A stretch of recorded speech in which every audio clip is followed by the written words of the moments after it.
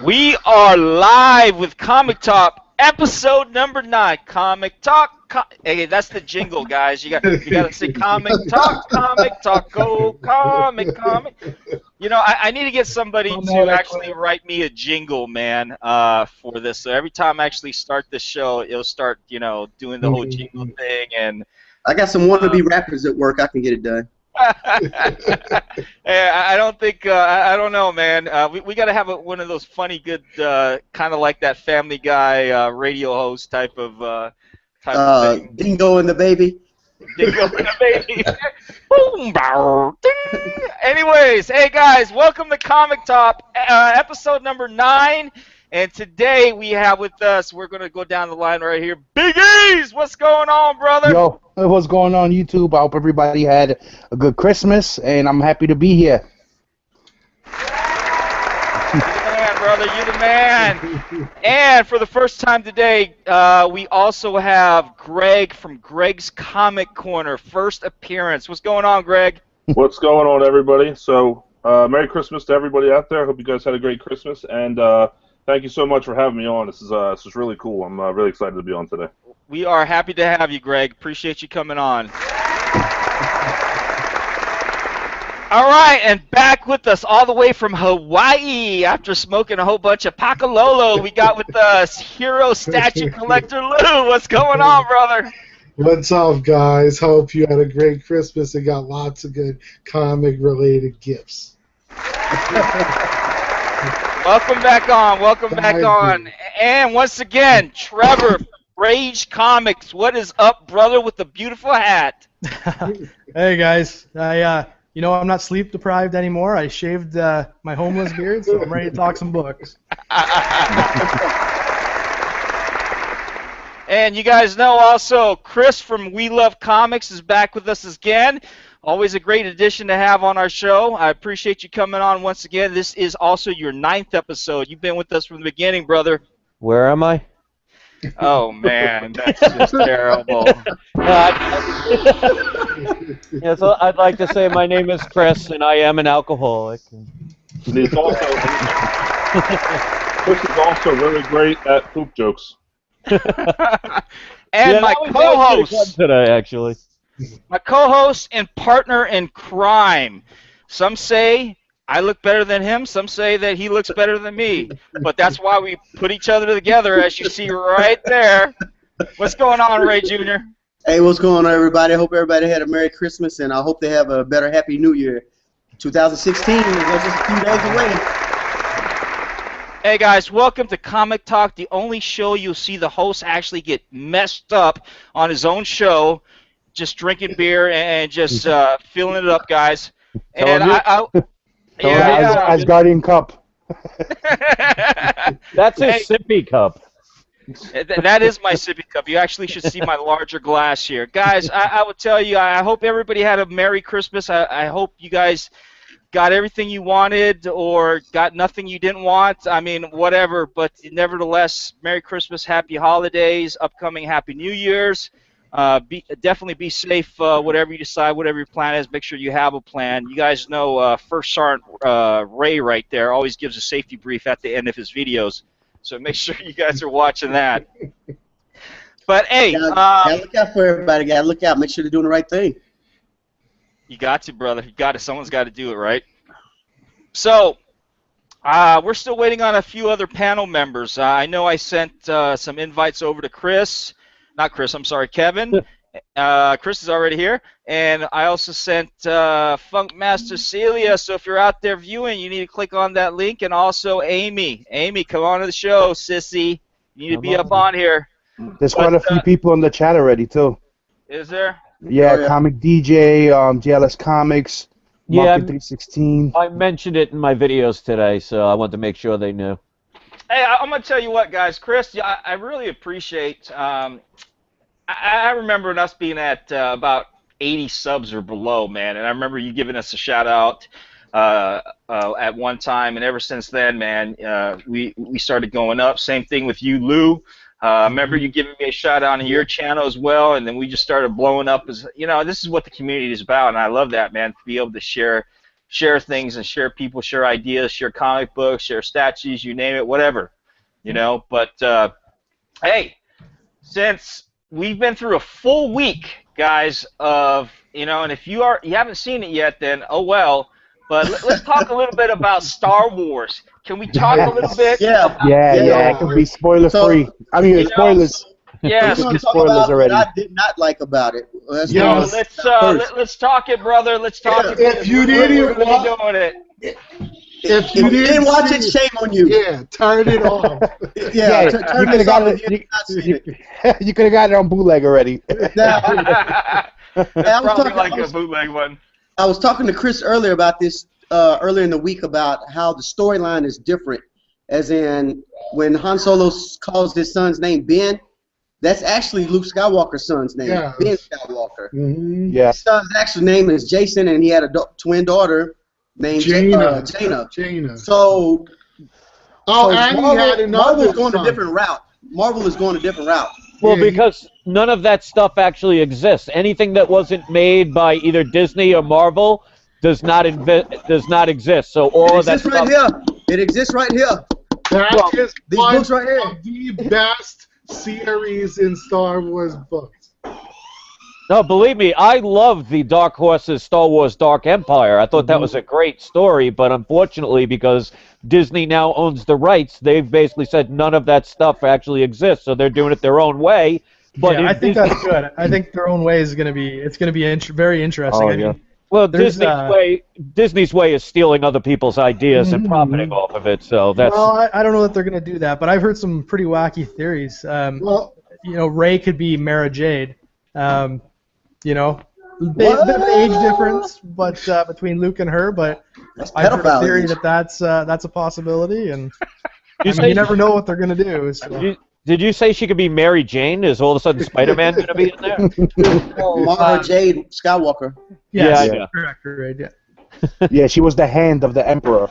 well, they're also taking stuff from the book stuff because you can see the parallels. Oh yeah. Sure, yeah. Like they were the New Order in the books, now they're the First Order, so there are the similarities. Huh? Yeah. Yeah, it's- I don't know.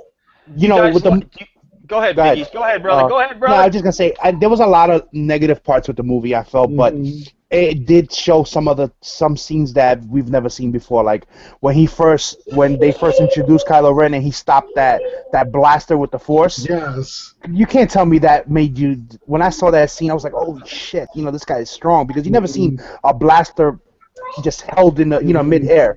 That laser blast, he just held it there. Yeah, I thought That I thought that was totally cool. I just wish they would have stayed with him that way. All of a Yes. sudden, he seemed like this whiny goth child, spoiled brat afterwards. It's like you should have left the mask See, on. I You should've liked left him like better. that. I liked him being conflicted because if you make him so strong, all of a sudden he's just Darth Vader. He's just exactly the same villain. This way, he's conflicted. He's still got some light side in him. You don't know what he's going to do. He's got tremendous power. However, he can't control it fully. So Yeah, it makes it for a very interesting character.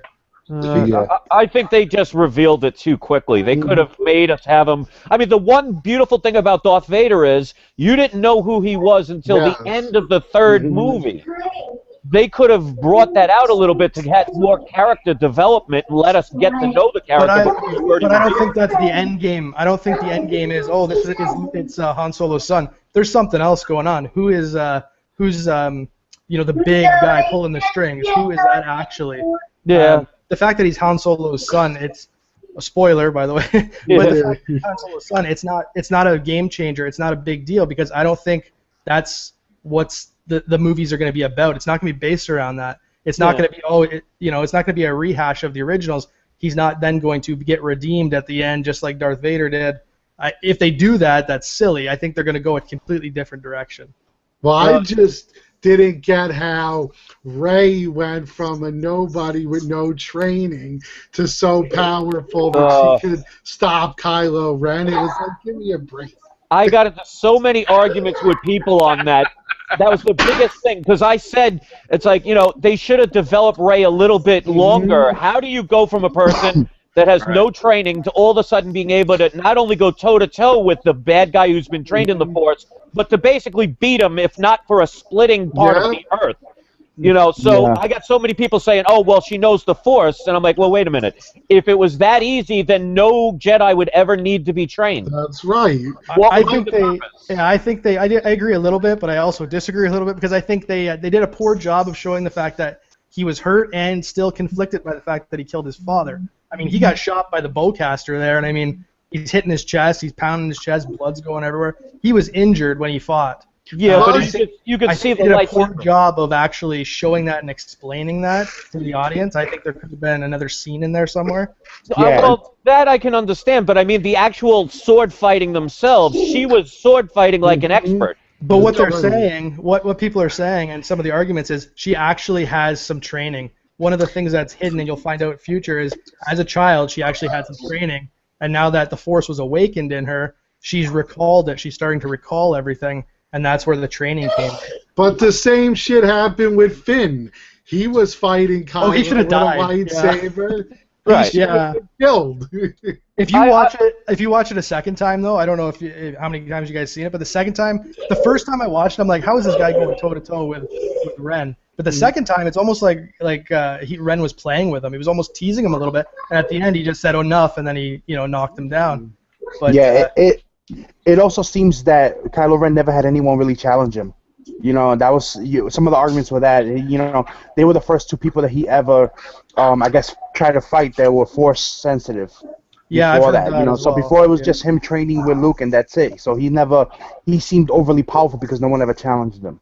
And he hasn't fully embraced the dark side yet, and that's part of the reason he's not at his peak efficiency, I guess you could say, right? Yeah, well, tactically he's not a Sith yet. Exactly, yeah.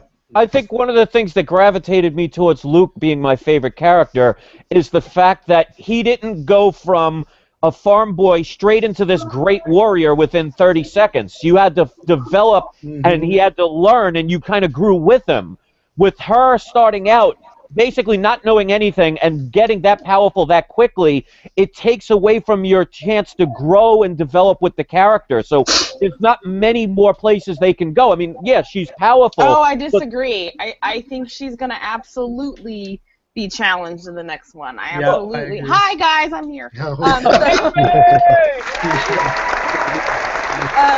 No, I absolutely, and I'm actually repping my Kylo Ren shirt today, but I absolutely think she's going to be challenged, and I love her as a heroine. I think she's, I think it's going to be fantastic to see where they take her. I love, of course, that's my gig. I love a female-centric franchise, so that for me is going to be great. And I think her biggest challenge is going to be Luke, actually, because of where he's at mentally now that he's had him sort of, leave training, and I think he's going to sort of put the pressure on her to sort of perform in the way that Ren did not. I definitely think she's got plenty of potential. Don't get me wrong. I don't have a problem with having a female lead. I just think they rushed it to the point where I like I said with the whole Luke characters, I like the fact that he fumbled at first. He was doubting himself. He didn't believe in himself, and you grew to love the character. With her, she starts out her very first battle. She goes toe-to-toe to the point where she should have won that fight. Whether he was injured or not, it doesn't get you time to develop that love for the character over time. I just felt it was rushed and could have been given us more time to love her even more. But I think he came across as an absolute petulant brat. Like he. I think so too. And they already showed her as being a badass because she was already kicking butt even before she started going up against Red. Exactly. But that's life, though. How many people do you know that start out their career in anything being confident? When you join the military the first day, you didn't know everything that was going on, so you're going to be a little scared. You're going to be. I was already prepped. I came out of my mother's womb already with a rank on my, and a diamond on my chest, Well, and I was already leading. You know, when I came out, I was like, "Hey, follow me this way." You know. But she wasn't confident at all in that lightsaber duel. She was running through the forest. She was. She was very And timid. then- She was very scared, and she was just going based off instinct. And then when he said, join me, I train you, blah, blah, blah, then she realized that's when the awakening kind of happened, and she realized the Force, and, then she had a little more confidence. Would she have beat him? Probably, and again, they probably should have explained that she had some prior training or something, because, I'm not going to go toe-to-toe with a swordsman and beat him, but, they could have explained it a little bit better, but I think it was fine. I think it's setting up a bigger arc. That wasn't the end story. No. Like there's something bigger at play here. Even I before think so. that, when Yeah. she force manipulated the soldier, it's like she just got that out of thin air. That's one thing I didn't like. It was the fact that she was. How did she know how to do that? She Yeah. had no knowledge of Jedi's or forces or anything. I think like she had that. prior training. Like something's gonna come up. She was trained by Luke as a child. She was part of the Knights of Ren. Like something as a kid. Something's gonna have to happen. Like she had some Force knowledge prior. Well, that's why I still believe, and I'm sure we're going to get into this topic, I still believe she is Kylo's sister. Well, in the universe, she is. Mhm. She is. They're the Twins. They're supposed to be twins, It just right? seems like In the they're universe. it seems like they're going to the well too much with that. As far as he's your daughter and he's your son, he's your third cousin twice removed. Maybe something a little different this time. Maybe she's the daughter of a bad guy, as someone had mentioned. Maybe she's the daughter of Darth Sidious and she's on the light side. Maybe something is going on like that. Maybe she's Obi-Wan Kenobi's daughter. Somebody in the chat said, I should go back and find it, said that maybe she was Obi-Wan's granddaughter, which Obi-Wan's granddaughter, yeah. Yeah. JLS wrote here, he says, oh damn, he started scrolling. Oh yeah, at the beginning she had crazy skills with a bow staff. And then in the next comment he writes, I agree with Amy. I think the fact that she fought an injured guy who himself is grossly untrained, just full of rage, leaves a lot for her. Yeah, he's super conflicted. You're not going to fight at your maximum efficiency when you're super conflicted. Yeah. Yeah. Hey, Biggies, do me a favor, brother, if you don't mind, man. Would you post that link on the chat? I've got like 2 or 3 more spaces on here. If anybody wants to come up onto the chat, that's fine. All right, I'm gonna do that right now. Especially if Kylo is supposed to be as powerful as Jason, because he was more powerful than Vader himself. Yeah, it depends if they're going to go expanded unit, like take anything else in the expanded universe, right? Right. Yeah. There's something bigger at play. People are complaining about story points, but they got to realize it's a 3-part act, right? I have to agree with Trevor on this one. However, it was a little bit rushed, as Chris said. Yeah, it was rushed for sure. But there is I think there's a bigger scope to this, and I think they'll probably wind up. I think maybe the second and third, because they had to rush the first so much, the second and third will probably start developing a little bit more and just start getting into a little bit more of the storyline and how it's actually supposed to play out. You know what I mean? I think they're so focused on making the audience happy right now. I think that is the problem that I was about how I just felt it was. If you ask that movie, it was a good movie. It was a good movie, but it wasn't a great movie. Visually speaking. Is he cutting out for anybody else? Yeah. He sounds like Mine, too. C-3PO. We're in the middle of an ice storm, so I'm just here until my Wi-Fi craps out. So I didn't know if it was me or not. You guys are getting it in Oklahoma too, because we got some really crappy weather here too. Yeah, it's really gnarly, and I forced them to close my store today. I'm not opening it up. Overall, though, guys, I will tell you, storyline aside, I think it was a good movie. Not a great movie, but it was a good movie, and I like where they went with it. And I think it couldn't be worse than the prequels. Like, I mean, Oh that my was God. they just had to do better than that, and then you were gonna be like, okay, I'm good with this.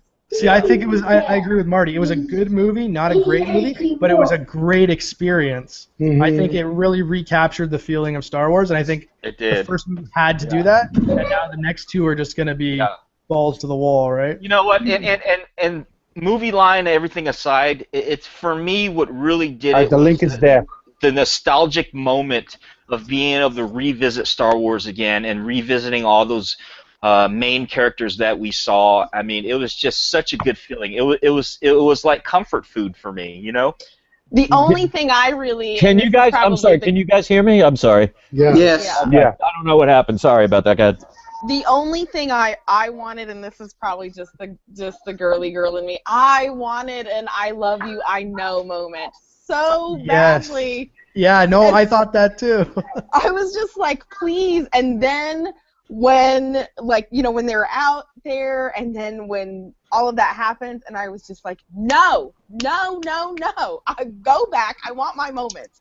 I want that moment for Leia. I just wanted it so badly. And that was the only thing that I just really was like, oh, I wish that shout out, that nostalgia would have been there. Thing is, you might see in the next one there might be flashbacks with Han and Leia. There's gonna be. There has to be. It's got to explain some stuff, and I mean, that alone's gonna be nice to see, you know.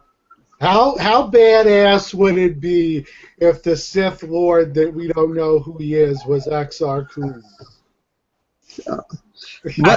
I think Lou. I think somewhere I heard that the Sith Lord was the Sith Lord of the Emperor. Palpatine. They're saying he's Darth Plagueis. Yeah, Darth Plagueis. That'd be badass. Now, I heard somewhere. Now, I don't know if that's in the original universe where Darth Plagueis actually, you know, he came back to life, because remember the storyline was he was able to come back to life and everything. From death. Yeah. Right.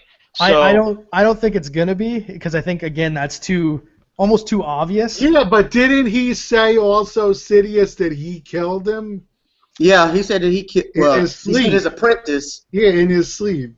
Yeah, well, you see he's got, you know, half his head is cracked open, right? But I think it's too obvious. To get back to Rey, though, she has to be related to somebody for her to touch the lightsaber and for her to see them visions or whatever. So. Plus, we all know in the trailer, Luke says, the Force runs strong in my family. So she's got to be related to him or Leia somehow. Well, Ren is his nephew, right? So. Yeah.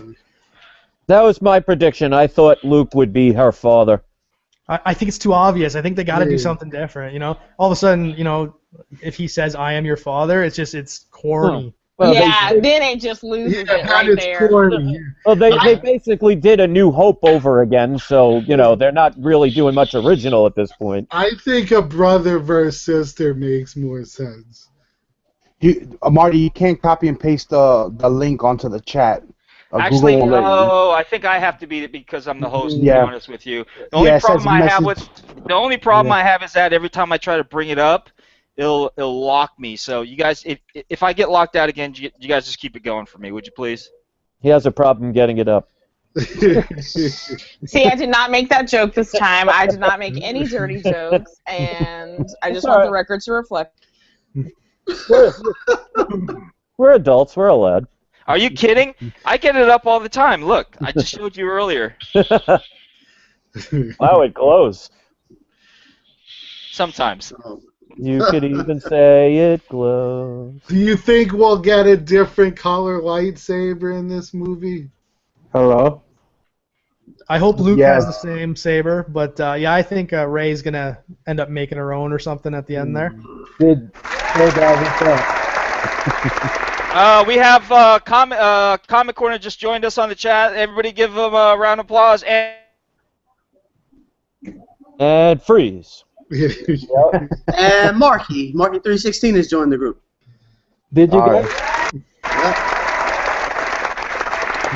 I think with that staff that she has, she'll probably incorporate that into the actual light when she makes her own lightsaber. Oh, that would be cool. I think like so Darth too. Yeah, Maul. right on both ends of it. Yeah. It's gonna be like a Darth Maul double edge. Yeah. Did any of you guys hear that Disney Infinity might have spoiled Rey's past, her identity?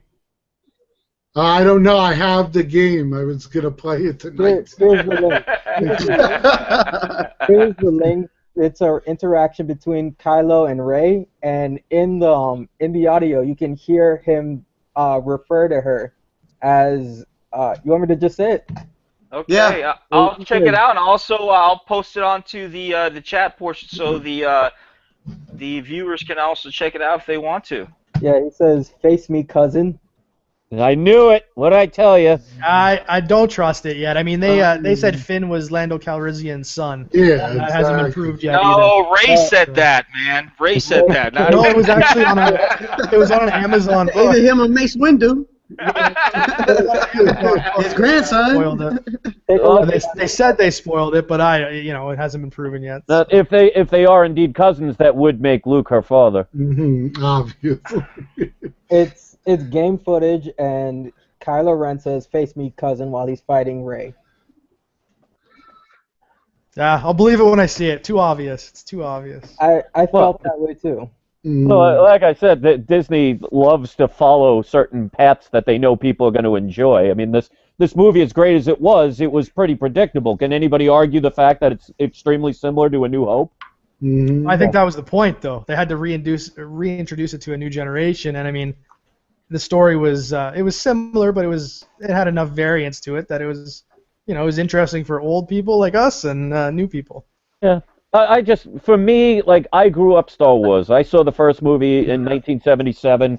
I absolutely love Star Wars, so I'm not coming from this as a hater in any way. I think so many people are just so thanking God that it wasn't the prequels that they're forgiving it for how much better it could have been.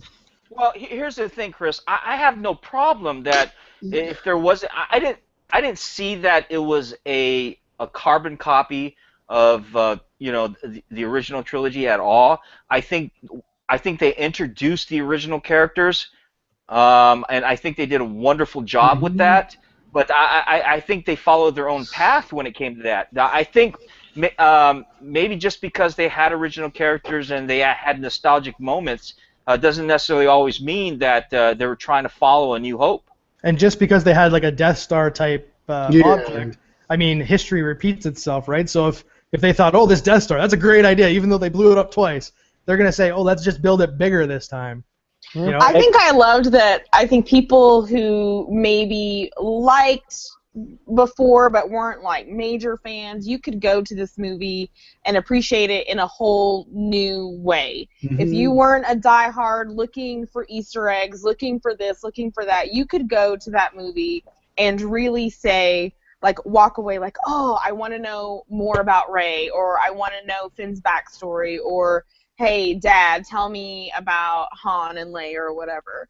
And, my dad took me to see Empire Strikes Back because I was a newborn in 77, but my dad took me to Empire Strikes Back and to Return of the Jedi, and when I saw other little girls there that age, and I dressed up as a Sith, I took my lightsaber, I went crazy. And when I saw the other girls there and they were leaving and they were excited to know more, I was like, oh, new fans, yes, that's what it's about, is now how does this generation take this story and create this whole culture around it the same way we have around the original trilogy. Yeah, exactly.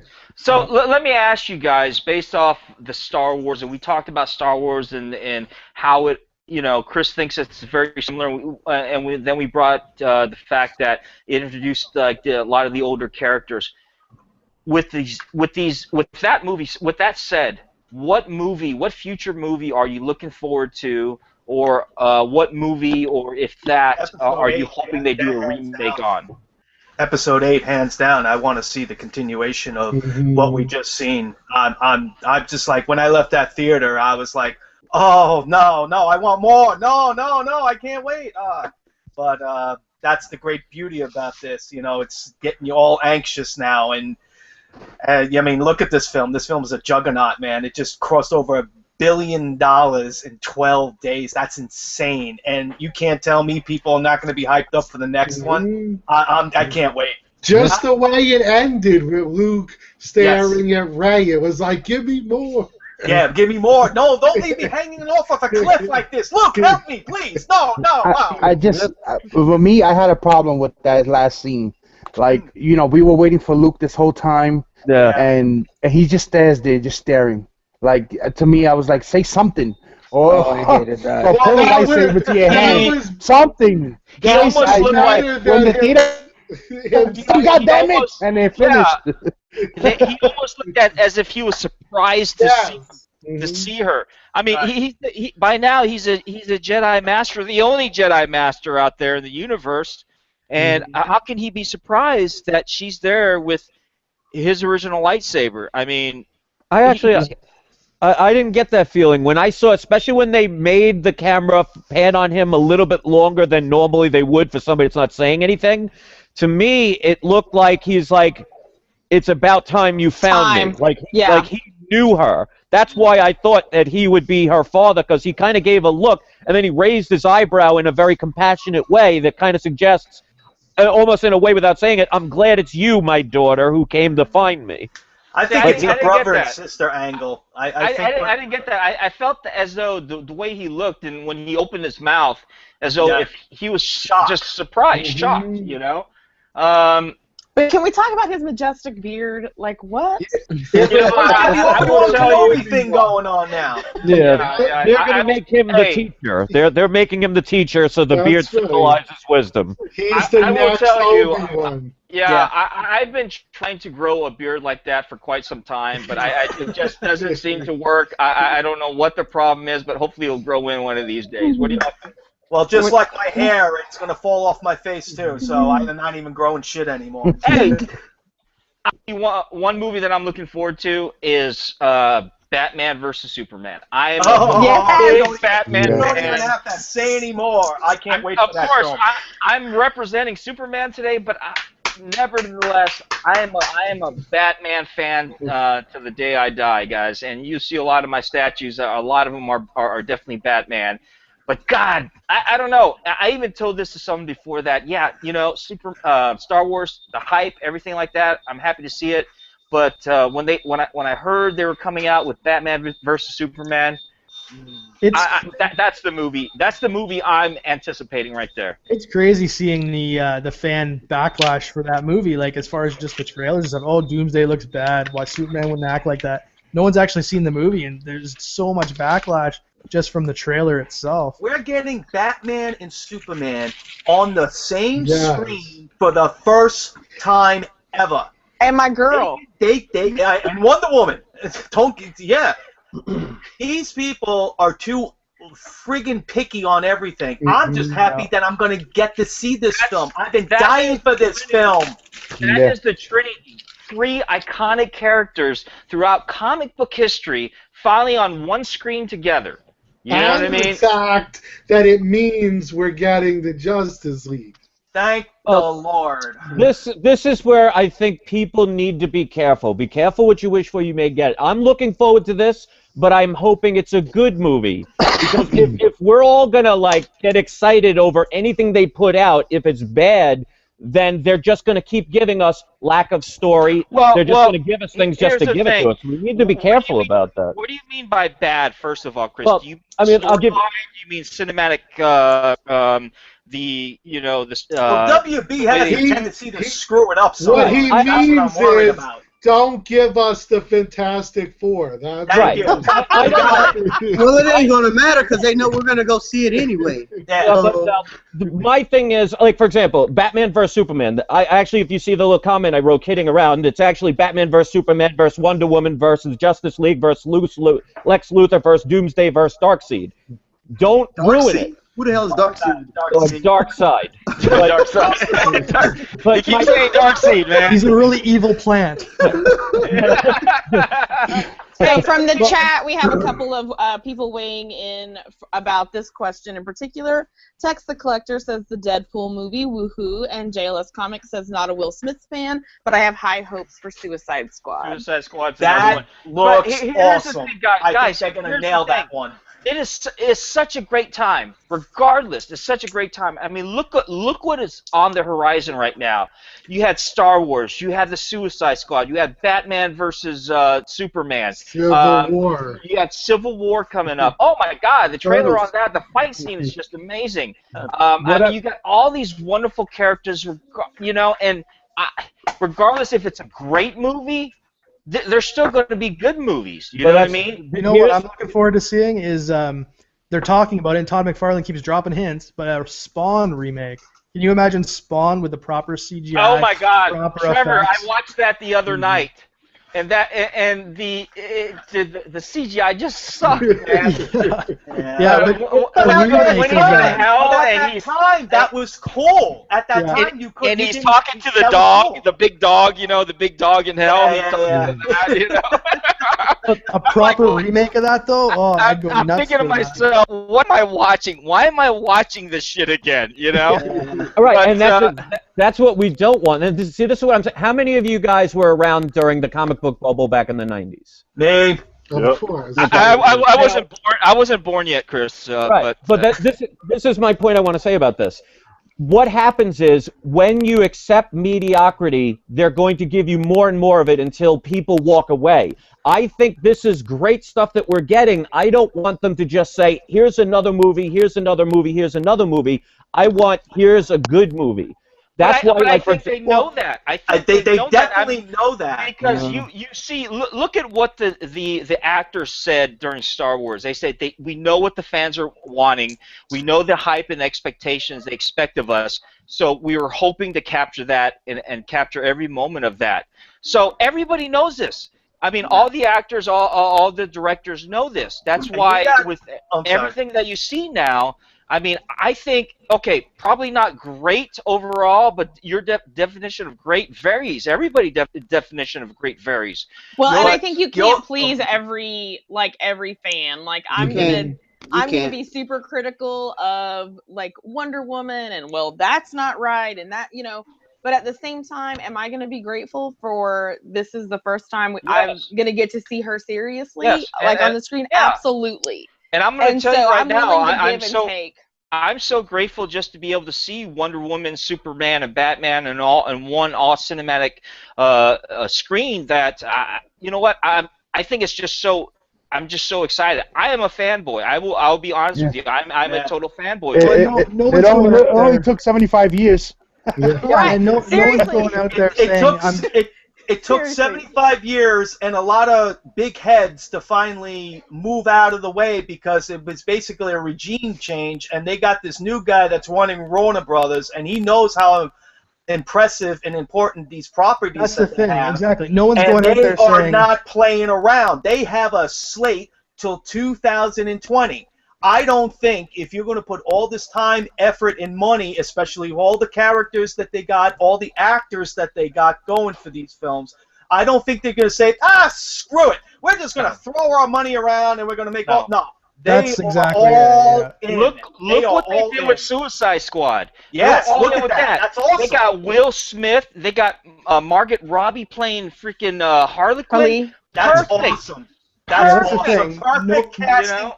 Nobody's going around saying, let's just make these movies to make some money. They want to make these movies work. They want to make them work. They spawn franchises. They spawn merchandise. They spawn other things. No, this is not going to be Batman and Robin again. Yeah, no, we're never going to see that shit ever friggin' again. Well, thank goodness. I mean, thank God. Hey guys, you know, how do you explain the Fantastic Four then? That's what I was going to say. They just need to give those rights to Marvel. Marvel needs to get the rights to that. Well, it depends. It depends. It depends what you're talking about. Are you talking about storyline? You talking about cinematic? Or are you talking about character-wise? Are you talking about actors? Everything. I'm talking everything on that one. Well, no one set out to make a bad movie with that. No one. They set out to make a good movie. It just sometimes you make The bad studio movies. interfered on that film more than anything. They put out a movie because they didn't want to lose the rights, and they didn't take the time to make a quality movie. So this is what I'm saying. I am a fanboy as much as everybody, but I've also seen what happens when you just accept everything because you want to see something. It's like I think people have made it clear that we're not just going to accept Ben Affleck. Like he's going to have to earn that. I think, like, for example, I am looking so forward to Deadpool. Why? Because they're sticking with his character. They're going with what I grew up with as a comic book character. If they did like what they did in the 90s with The Punisher, it made me hate The Punisher. As much as back then I was... Dolph Lundgren? Right. Oh, wait a minute! Don't knock that film. That was pretty decent when I seen that. Because you got to also understand, But that's my point. Look at that and also think that that wasn't a good quality film. But you got to also look at the people that were reading that. That was cool to see at that time. Now you look at it like, oh my god. No, but back then it was cool. But now when you look at it since you're older, you be like, what the hell? And that's my point because of the fact it's that like the Captain America. They TV never movie. released that. Well, I had the 1970 one.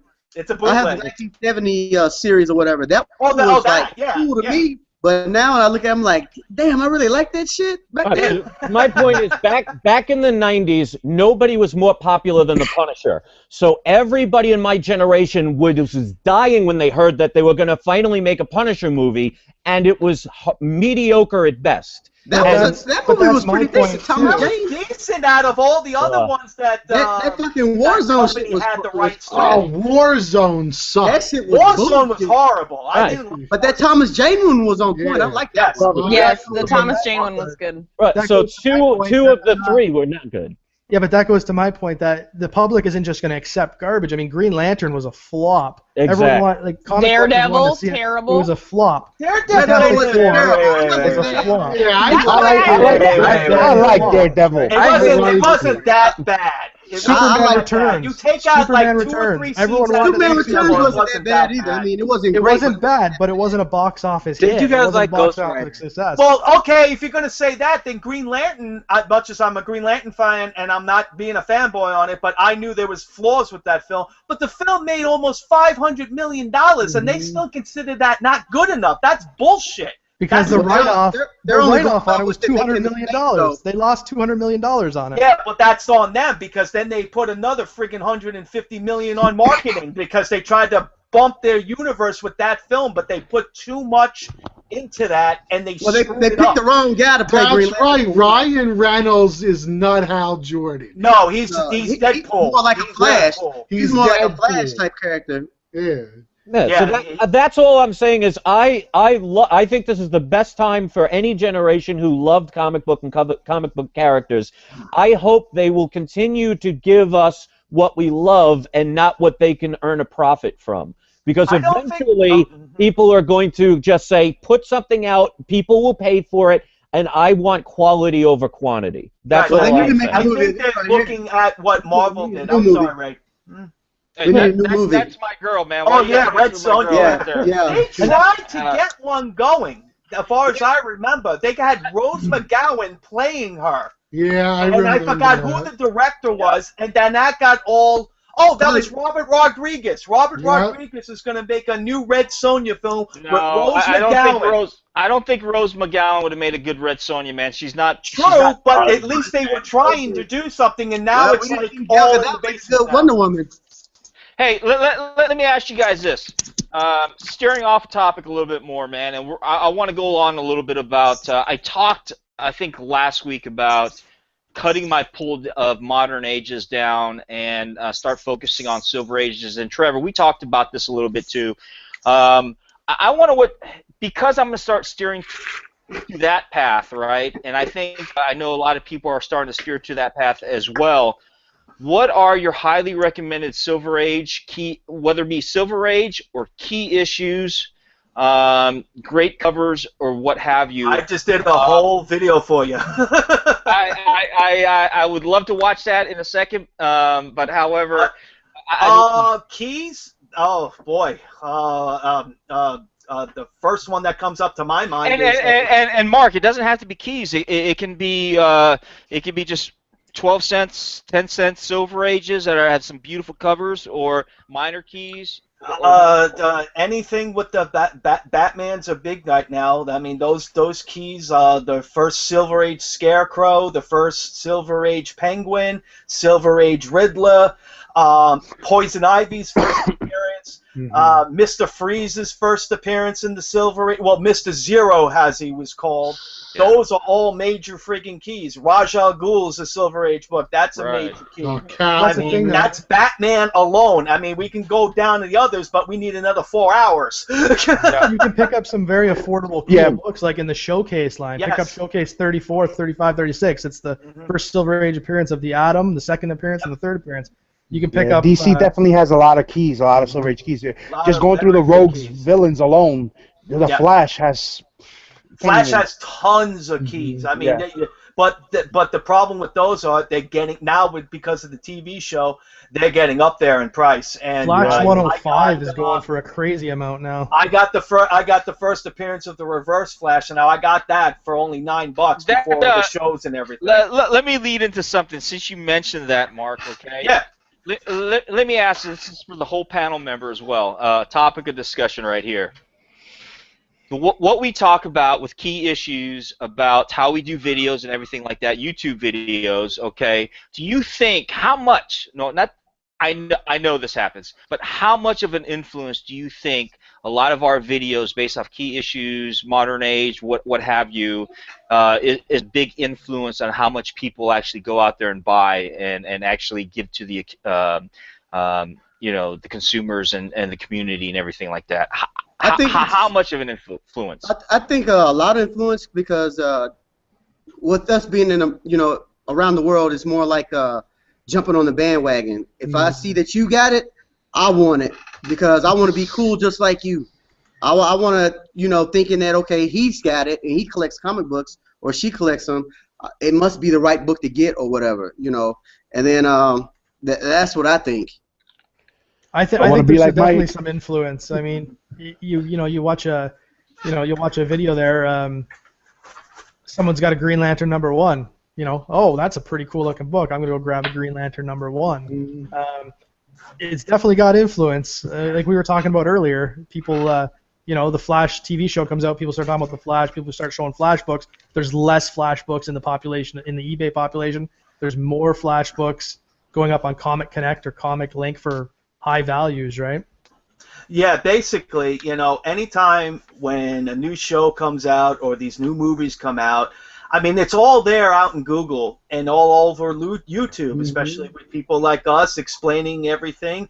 And when those shows and movies get announced, I mean, people who may be into comics are starting to get into it. They want to know where he came from, what issue he was in, and then boom, there you go. There's the big boom. There's the spikes in the prices and everything like that. I mean, how much of an influence that maybe our videos do or anything. I mean, it depends. It depends, one, who's viewing it, and depends if he already had some knowledge but maybe doesn't know where to go to get them, or maybe doesn't know maybe the little tricks of eBay and all that, not always going for the high price. Be patient. That's the key word. Be patient. What about personal influence? And I'll tell you right now, if I watch any of you guys' videos on the panel right there and I see a beautiful cover and I see a key or a Silver Age or what have you, I'm on eBay or I'm on mycomicshop.com trying to find that for a fair or decent price. I want to thank you guys for making my bank account about $100 less right now. But, so I asked the chat, what did these channels influence you to buy, even if it was modern age? And we had an answer that Chris influenced me to buy Ghost Rider books. Well, I think because out of everybody, I'm not saying it to be big or anything. I'm probably got the bigger channel as far as the subscription. I think it's especially newer people. They like it because it almost seems like they're getting inside information. It's almost like if you were watching a stock trade and a bunch of people said, "Oh, corn futures are looking good right now," you're going to want to go by their advice because if you're watching them, they obviously have something that you like and you trust their information.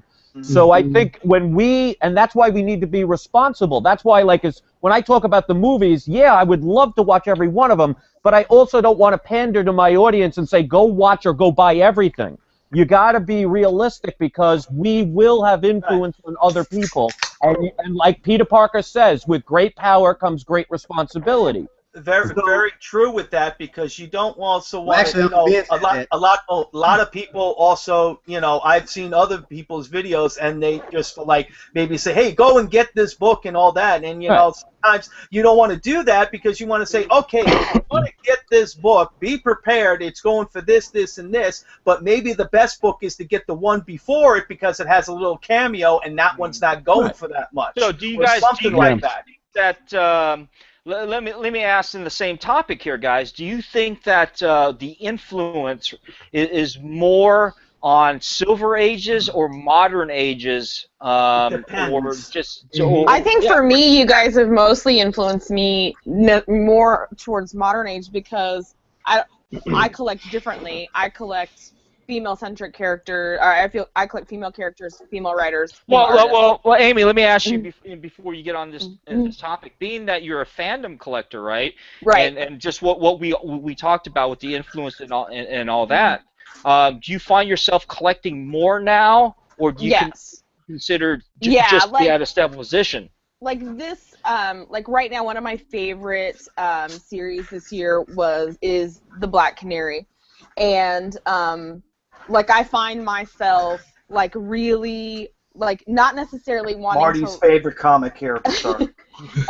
I find myself really wanting to like bondage cover. Before this, I would just be like, oh yeah, if I see it, I'll pick it up. And now I'm like, I posted on Facebook the other day that my mind is like, ooh, let me go to eBay and see who has a lot of like Black Canary and Green Arrow and what's their seller rating, and I have it like more like that. But yeah, I mean, like I'm a big Walking Dead fan. Then all of a sudden, like I don't just want the comics. I don't just want the compendiums. Now I want the trades. Now I want the Funko Pops. Now I want the Rick Grimes doll. Like now I find myself really wanting more of that. Amy, it's an addiction, and I've told people, and I told Big East, it's an addiction, brother. Mm-hmm. All right, Yeah. I mean, we also learn from each other. Not just we get influenced to buy things, but even from some of the subscribers that don't do videos.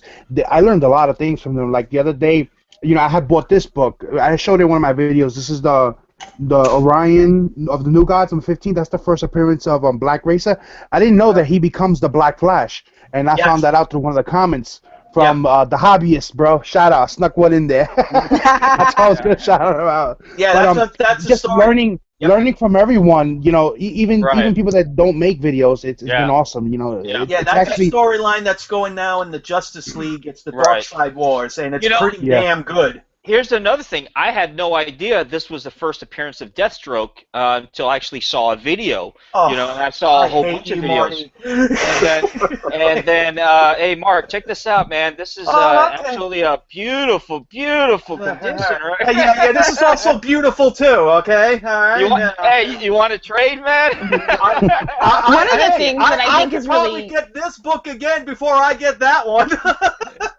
One of the things I think that's really great about the community in general and what we do on Sundays or whenever I decide to participate, but one of the great things I think is that, like, I constantly, I love that everybody sort of learns something new every week. Like, you sort of leave on Sunday and you're like, all of a sudden, like your Wednesday pulls are like they look a little different. Like either you trim or you add or whatever. And I that's what I think I appreciate in terms of the influence of YouTube.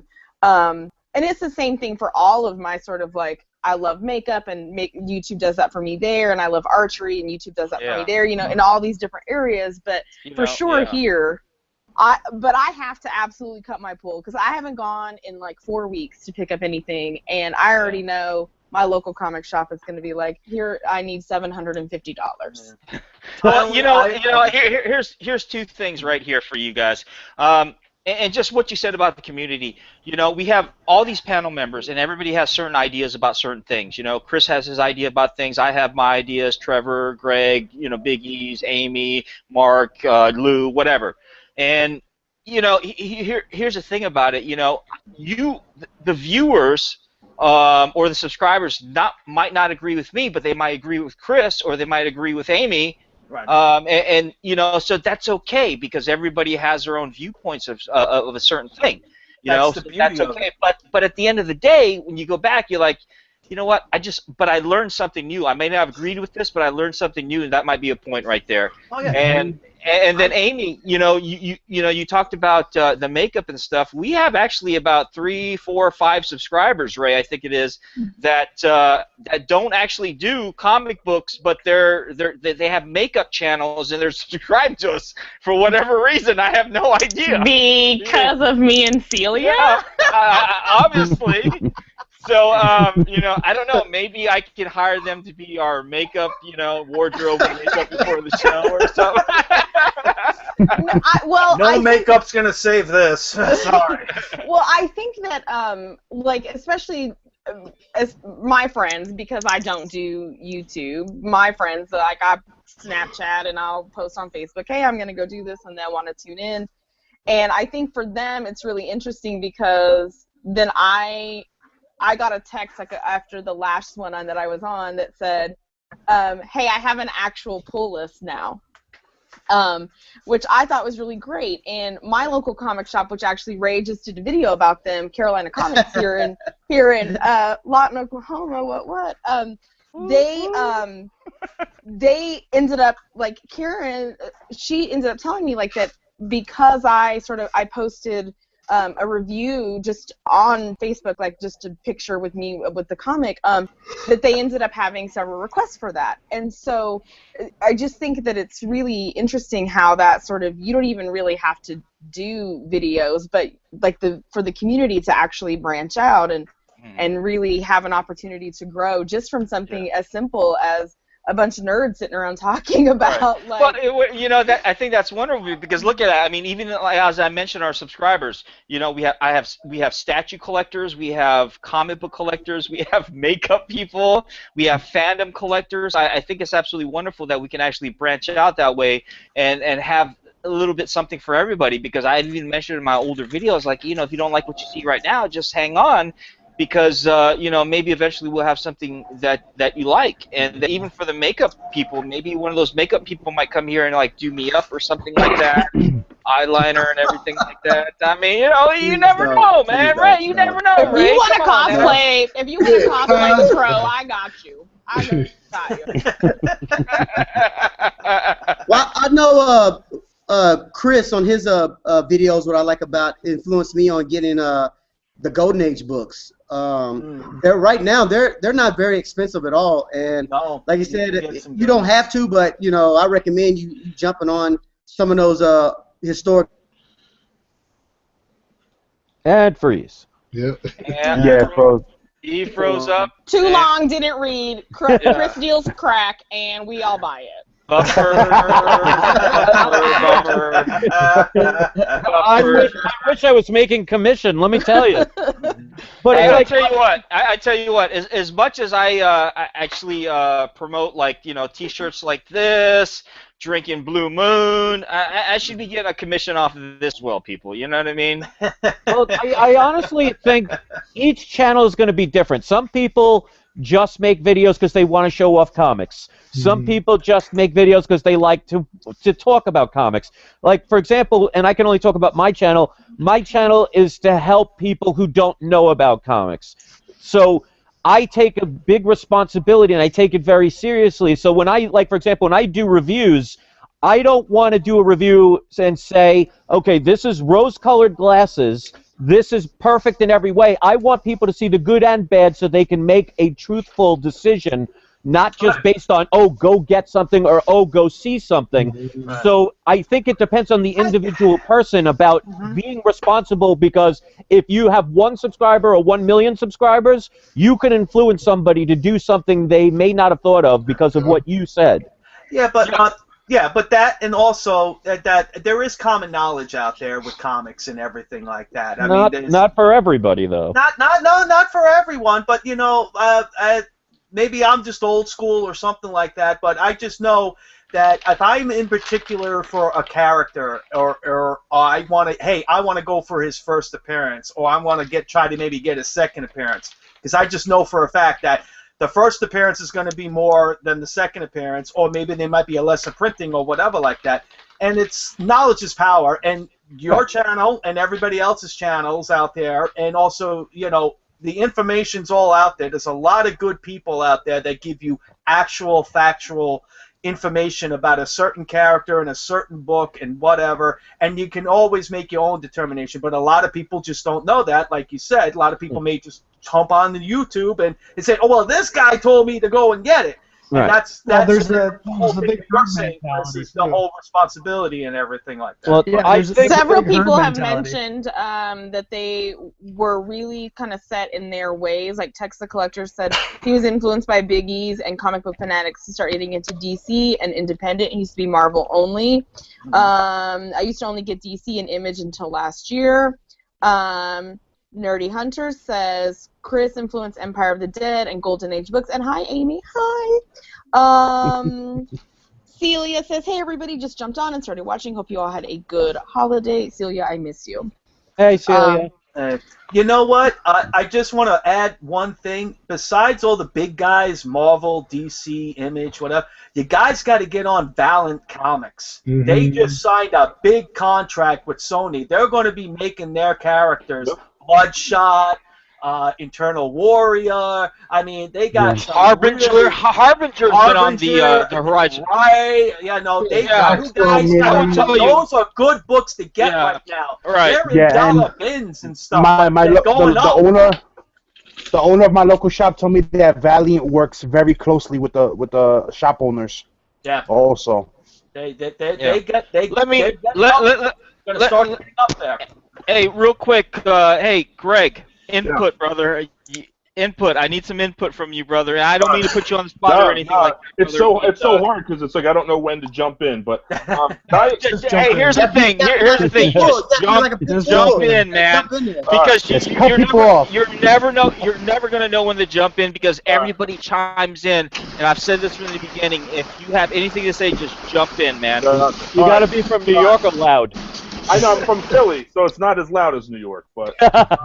No, so first of all, so like my channel, I do that because none of my friends do comics anymore. So I rely on all of you guys. That's why I subscribe to all of you to get my comic fixes. None of my friends do comics anymore. That's why I do my channel. But in terms of like books to jump in on, you know, you couldn't have been more right. Valiant Comics, guys. Valiant Comics is putting out such good stuff. I had the opportunity to meet those guys down in Baltimore.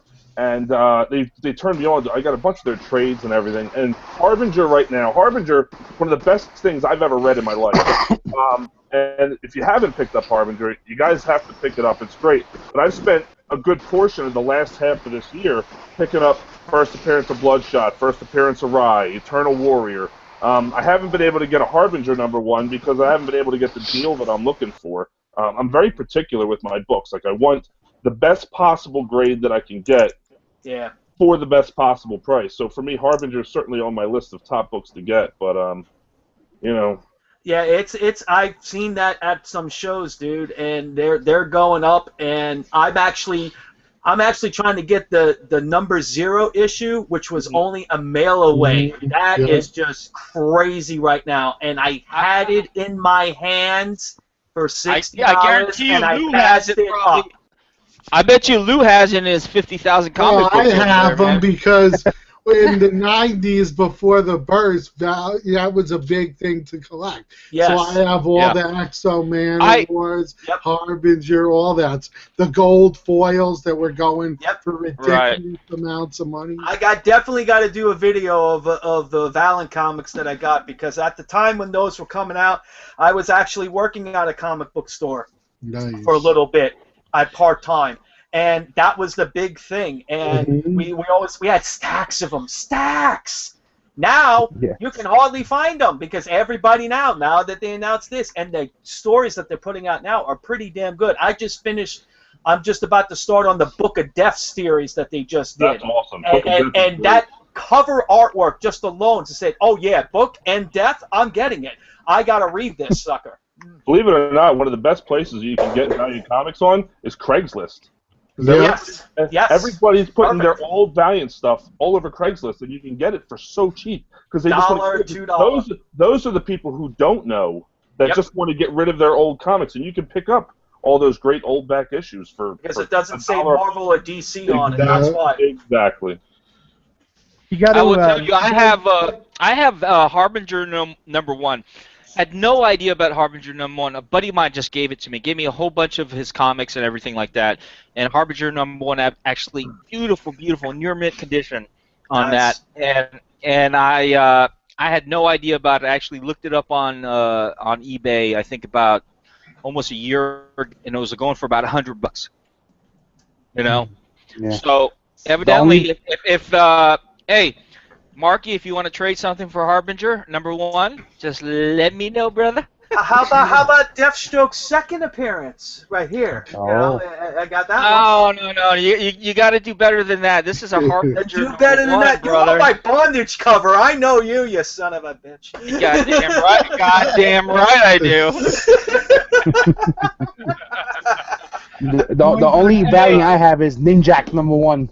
Ninjak #1. That's a cool cover. One of the best covers ever. Yes. You like that chromium stuff from the 90s?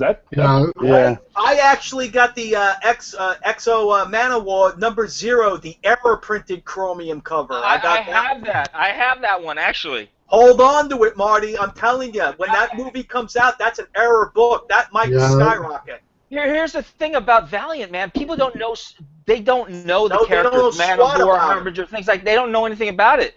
But nevertheless, Solar. they're gonna start producing a lot of stuff, and people are gonna be like, what the fuck? You know what I mean? This is the time to get them. This right now, as we speak. Probably when you guys are done with this call, I advise everybody: if you don't got them, get them. I'm actually going to do a video on this, and I'll throw all what the key majors are. I mean, they're out there if you look it up on Google and stuff. But you gotta get them now. They're gonna go up when those first. In fact, when they say they're in production for Bloodshot, look out. I got Rise Zero, which is the first Bloodshot, Yes. for $18. $18. Yeah, $2. Even better. Even better. I mean, they're there. They're there because, like you said, garage sales.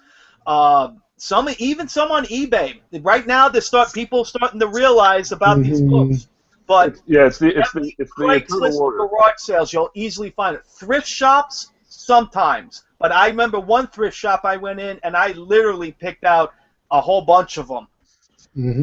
You find them a lot at thrift shops. Yes. That and the garage sales, that's where I get them all the time. Boxes, they're like, no one cares about these. Yeah, basic. That's the whole thing. It's not Marvel. It's not DC. Who is Valiant?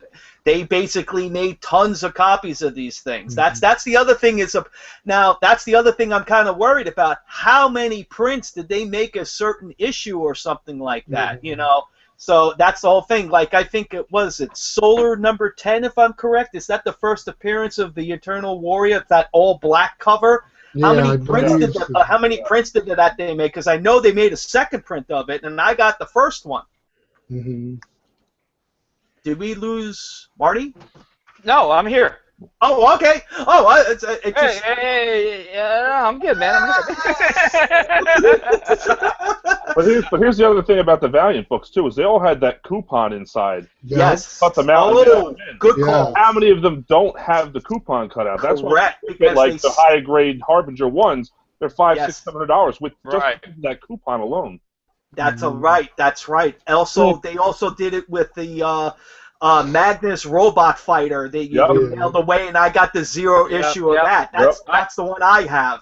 And I have had to actually rip out Magnus Robot Fighter, and I actually met the name of the artist, man.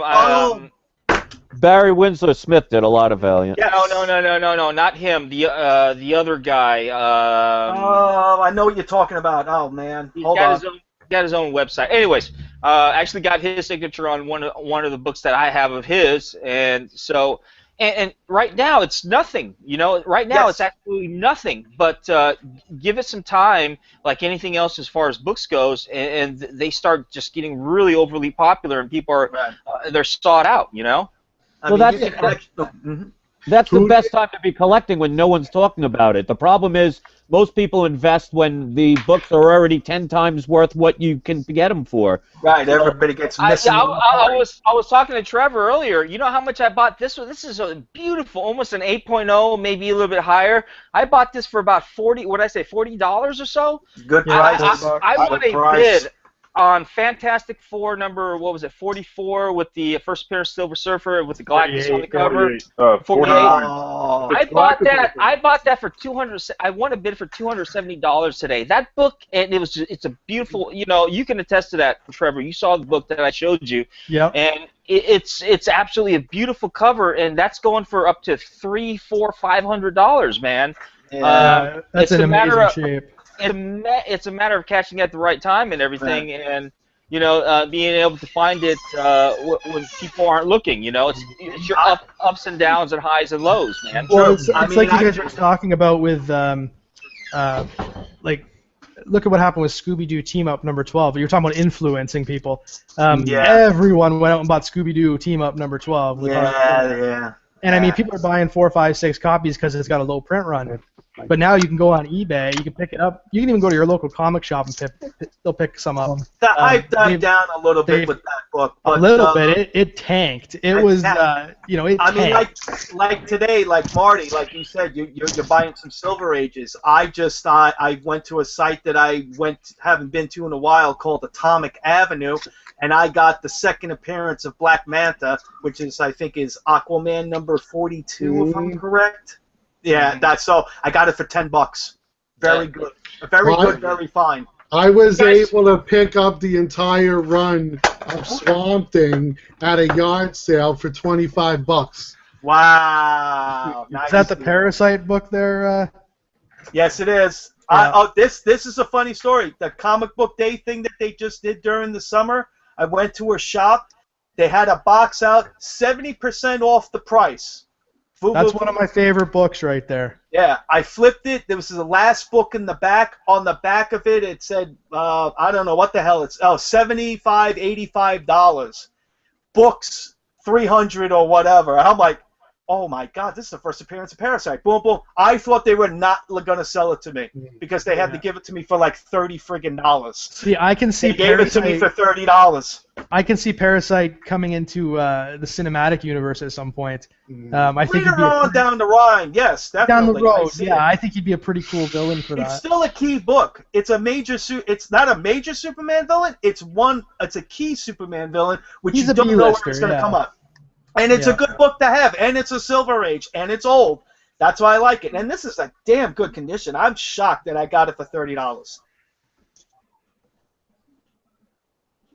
Yeah, I picked up my New Teen Titans 2 for $6, right as Identity Crisis had come out years ago. Perfect timing. You see that one panel where Deathstroke stabs the Flash with the sword in the stomach, and I was like, I got to go get his first appearance. Went into my local comic shop. It was in a dust-covered box on the bottom of the shelf. It was like $6. I had it graded at 9.4. I don't know if you guys saw it, but I did a video.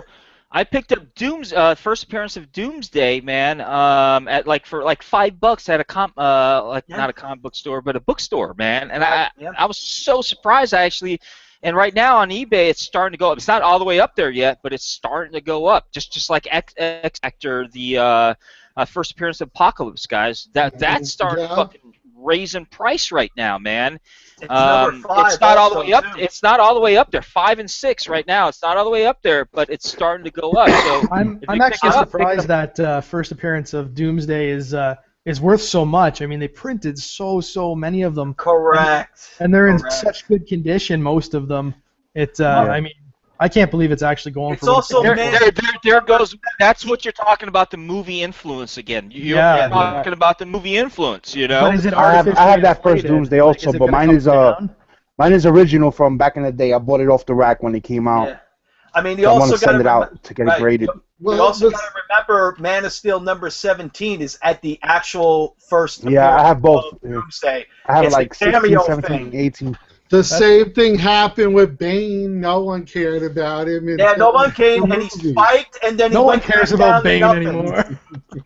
He went up when the Batman, that Dark Knight Rises. I couldn't find that book. I had it, and then I sold it, and I tried to find it. It was way too high. After that movie, literally, I picked it up for $20 about 4 months ago. And That's I'm glad to have it back in, and I'm never going to get rid of it. You know what Like it the is? movies, they inflate it and then they drop. Yeah, some of them drop like exactly. stones afterwards. You don't know what. That's why I like going with Silver Ages, because I know they'll still kind of hang in there regardless. Because Silver Age is a old. baseline. That's why I'm going to Silver Age. I mean, not only because I'm pulling my my pull list back because of the price and everything that's going on with that, but just like I mentioned last week, and I talked to you about this earlier, Trevor and Ray, that the covers are so beautiful. Yes. Not only that, they'll maintain their consistency, unlike modern ages that go up and down. Silver Age was always maintain their consistency, regardless Silver if there's Age a movie or whatever. You Yeah, know? they have an existing baseline, right? Right, like exactly. Like we were talking about. The baseline is always going to be there. I mean, they will fluctuate a bit, but there's always like that baseline. Moderns, like you said, it's peaks and valleys like crazy because of the But movies. not only that, I mean, they're so cool. I mean, look at this. Look at this artwork. The artwork, it looks like they put their heart and soul into these books, because that's what they did back in the day with writing, with the artwork. That's all they had. That was their livelihood. That's what they lived on, by paycheck to paycheck back in those days. They put their heart and soul in these books, and that's why I appreciate the Silver Ages and also the Golden Ages more than I do with these moderns, because you look at them, they make 10,000 variants of every new issue that's coming out right now. It's freaking ridiculous. These, they came out one time only, and when they were done, they got ripped up and brought back to the distributor to get a credit to get to the next issue. So they're not out there that much. So that's why I think you're going to always have a hold on the value with these. That's why Fanboy72 is pulling back on his modern age pull list and going to Silver Age and key issues this year, guys. Don't jump on that bandwagon, because I don't need any competition, okay? Sorry, buddy. I already started. You're jumping on my bandwagon. You got to catch up a little bit on me there, Marty. Here's some major advice. Trade, Mark. Trade. Go ahead, Chris. I'm sorry. Here's the major advice I would give for people that are basically doing it for speculation. If you want the best comics for the best chance for the longest time to get your money back or get a profit, you are better off with Silver or Bronze Age. You are better off with sticking with superheroes and not the villains. The reason being is, a villain, as you could see, if they're in a TV show or a movie, it's usually 1 or 2 shots, and then they're no longer relevant. So they will peak and then disappear. I'll give you an example of that. Avengers 55. Well, if you Chris, look you're talking modern age. But if you talk about Silver Age villains, what about Ultron? Those books will always maintain its consistency, because you're looking at... That's not true. Look at Lex Luthor. First appearance of Lex Luthor. Look at Lex Luthor. Look at Poison Ivy. First appearance of Sinestro. Sinestro's going to hold value. But you're talking Superman from 1930s. Of course, Lex Luthor is the exception. But like, for example, if you that's not the exception, though. I mean, look what it just showed. You had Poison Ivy, right? You have Scarecrow. I mean, all these older villains will still hold their value, and they're still any first appearance of them are high in prices. When it comes to major villains, I agree. But when I'm talking about the middle ones that you're seeing in all these TV shows and stuff lines, yeah, definitely. If you look at, for example, Avengers. If you look at Avengers 55, you could not get Avengers 55 for under $400 at a 7.0 and not. Now you can get it for $150. Why? Because they showed him in the movie. They're not going to bring him back, so he was popular, and then he fell off the face of the earth. The same thing with the Sandman. When the Sandman came out in Amazing Spider-Man, you could not touch that book. Now you can get it for half of what it was when it came out. So you have to see, this is where people have to be very careful when it comes to speculation. You can't just tell people you have to get every single thing. You have to go based on what's relevant, what's going to happen in the long run, because if you tell somebody right now, let's say, for example, in the next Spider-Man movie, the villain is going to be the Green Goblin. If they bring him, all of a sudden, everybody's going to want the Green Goblin. Once that movie's over, everybody is going to want to get rid of it because he's not going to be in the next movie because maybe they'll talk about Venom. So people have to be very careful when it comes to telling people, oh, you have to get this, you have to get that. That's where being responsible has to come into play. But that's like what Marty was saying as far as the Silver Age having the baseline. Look at Spider-Man 14, Green Goblin, First Appearance. There's going to be a baseline there of, say, $600. Movie comes out, it goes up to $1,200. Right. After the movie, it returns to $600. So you like you're saying, you have to if you're gonna play speculation, you have to time the market. Right. The last thing you want somebody to do is tell people the day that movie comes out, that's the best time to get the first appearance. Oh yeah, no. You got to get it before all this, and before Check this out. everything. Let me Just show like you this one. Amazing This one's a good one to get too. Amazing Spider-Man number 15, first appearance of Kraven. I cannot find that anything less than $300 right now. But guess what? They haven't even mentioned him in a movie yet. You didn't even see that on Amazing Spider-Man. All you saw was Doc Ock, you all saw the Rhino, and you saw the Vulture Wings, right? On the last Amazing next Spider-Man film until right. that. They're supposed to have him on the Sinister, the movie introducing the Sinister Six. However, nothing said of him right now. But I guarantee you, he's at $300-400 right now. Once they mention, the character, the comic's going to go up. But I'll give you. I want to check in with the chat really quickly. They're flipping a coin to see who will take up a free spot if one opens up on the show. Celia brings up a very good point and says there's a huge cult following for villains, especially. JLS says that's the rise and fall of speculation, but you have to stay true to your focus with your own collection. And Comic DJ says, are we mad or did I turn up the volume too much? And I said, no, they're just excited. And, we're passionate. We're very passionate about what we talk. It's no anger here. Here's the thing. When we talk about things... But very quickly, Celia says, I already want the Green Goblin. I want him like a back alley crackhead wants chapstick. Here's the thing I want to Chris, here's the thing, Chris. A lot of us don't agree on a lot of things, but it's not anger we're talking about. We don't agree with things, but it's just passion about what we talk about, and that's the whole thing about our channel that me and Ray do, is about finding the passion and inspiration of what you love and maybe inspiring other people's as well. Who's angry? Yeah, exactly. No one's angry here. I'm Italian. I think it was just a moment. I'm Sicilian Italian. I'm from New York, and I'm a Scorpio. We just talk loud. But I'm half Thai. I'm half Thai, and we talk loud anyways. Try to talk over people. So my point is, Greg looks like he's gonna say something there. It all comes out to timing. Like, for example, you guys were talking about how popular Lex Luthor is. What would you rather have, the first appearance of Superman or the first appearance of Lex Luthor? First appearance of Superman, hands down. Right. Superman. Lex Luthor. When it comes to the quote-unquote investment, I mean, obviously you want to collect anything that you love. That's not what this part was about. But when I'm talking about value-wise, when people are saying, I want to get the best money, you're better off with getting a superhero than you ever will a villain. Definitely. No. I hear you on that one. That's hands down, because without the superhero, there are no villains. Right. But I can see. But here's the thing. You're comparing apples and oranges here, though, Chris, because when you talk about the first appearance, whether it be a Batman or a Superman, and you're talking about a villain or what have you, and a first appearance on a TV show, you can't compare those two, because superheroes are always going to be superheroes and villains are always going to be villains, and people are going to seek out what their at that time range is going to be most popular. Superheroes are always going to be popular. But when it I think we love superheroes, and I think we're fascinated with villains, and I think those are the distinctions. That like we really love. I really, really, really love Wonder Woman, but I am fascinated. Like that's just kind of how for me that sort of works. And villains are a cult following. Yeah. Right. Yeah. Sure. Everybody's loyal to that villain. Somebody likes Venom, and they love Venom, and Venom's the greatest villain since sliced bread. Somebody else likes Poison Ivy. Everybody's different. It's a cult.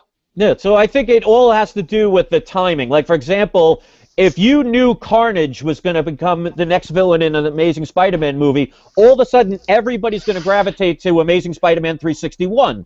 So that would be They the already worst are. time. Right, They but already no, are. but there's a But- huge but- difference. If but let's tomorrow look they at this. listed it, Everybody Yes. wants the first appearance of Amazing Spider-Man, Amazing Fantasy number 15. Of course, you're always gonna want that. But then Venom's a huge character. Amazing Spider-Man number 300. What you gonna go for? You gonna go for the cheaper price, or what? Because you know number 300 is gonna be a lot cheaper than number Amazing Yeah. Fantasy number 15. Sure. right? Supply and demand. But if, Budget based. if all of a sudden tomorrow they put on an advertisement that Venom's going to be absolutely in the next movie, all of a sudden you're going to see everybody go to that book, and $1,000. that book is going to go from $500 or $600 to about $1,000. So the worst thing for anybody that makes videos would be like when it's on the rise is say, oh, now you have to get it. The idea is you that's want to the tell people terrible to, thing to do. right, and that's what I've seen. I've seen a lot of channels do that, and to me, that's irresponsible. And that's where you have to be careful, because there are people that are going to listen to us and go by every word. And sometimes we have to learn about those things. And that's why newer books, you're better off getting them when they're popular and turning around and selling them if that's what you're into. If you do it because you love to read them, then who cares about that other stuff?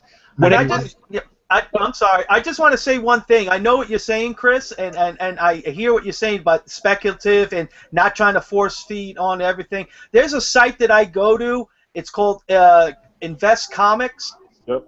Gives you all the spectacle routes on tells you what issues are coming out, newer books, what's coming out, why is it significant, and why you should get it and why you should not get it, and what you should be aware of on how many pressings, how many printings, and variant covers and all that. And they even say, don't take our word for it, take of what the information we give you, but don't think that you're going to make $1 million off of one book. I mean, they're real open and honest, and I really like that. And also listening to your channel and everybody else's channel and all other channels on YouTube, I mean, it's great. I mean, there's a lot of things that I've been grown up with comics since I was a kid, and I thought I knew it all.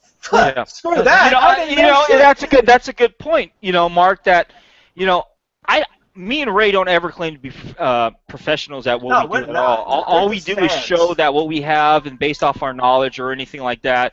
And if people decide they want to follow it, if people decide they want to grab what we've got based off whatever factors that are involved in what we discuss, then of course that's on them. But we're here to show them what we have and try to inspire them based off of our passion and our love for what we have. You know what I mean? So it's just one of those things, man. We're here to do that, but at the end of the day, you really have to think that. You really have to think about what can you afford, what's good for you, what do you love, and what are you going to stay true to? You know what I mean? Can we go down the panel and then ask the chat too, like? Who, to piggyback on what we were talking about just a minute ago, like Amy, do we have a lot of feedback going on here with the chat or what? I know Enrique, you were working on that earlier, but I guess Amy just took over that. Yeah. Well, because y'all already know that I'm as soon as we start talking about some of that stuff, y'all know I have to go to the chat or I have to Snapchat or something because I don't have anything really to contribute to that. No, you have a lot to contribute because don't want to hear that crap no more. Thing. That's not true. That is not true. Because that's not how I collect, right? So for me, what I was gonna ask was who is the villain that you're the most fascinated with? Because to me, that's interesting. That tells me about somebody as a collector. Good topic. Harley Quinn. For me, is Harley Quinn. Harley is my favorite villain. Yeah. My favorite would be Carnage. I always thought he was a fascinating character. The fact that he comes from Venom and he's a psychotic killer, and just to me, that was one of the greatest. That and Green Goblin, I always loved him as far as Silver Age villains go. I mean, Bronze Age. Me, it's been always the Joker. Yeah. I can't deny it. I know he's a popular out of the villains, but I haven't seen anyone as any writing as sadistic and sick as that they've done to the Joker. Joker's awesome. I go Sinestro. He's gotten worse with the modern age compared to how he was. Oh my God. The silver and bronze and copper age and stuff. Hey, real quick. I'm sorry. Absolutely. Real That quick. Killing Joke book really made me. Hell I want to welcome Jesse from JLS Comics. Just came on real quick.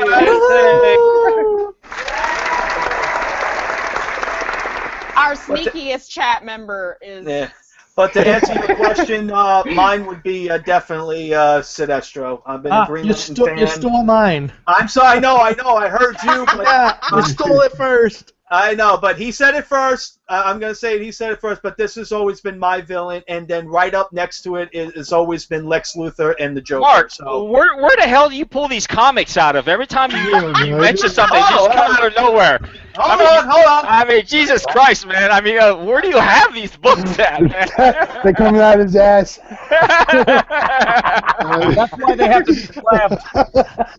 I mean, for They're me, right it behind has to be Doomsday. I mean, No, anyone that could go toe-to-toe with Superman. Yeah.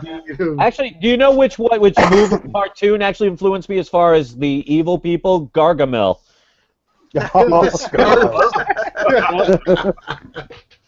I used to love watching that show, and I was always fascinated by Gargamel. It's like most people didn't realize that Smurfette was made by Gargamel. There were no women Smurfs.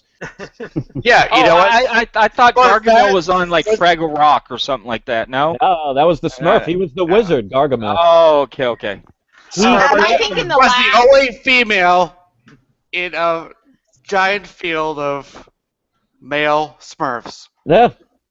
And I think for me, certainly in the last like 20 years, and especially because we're about to see him on TV, is going to be Negan.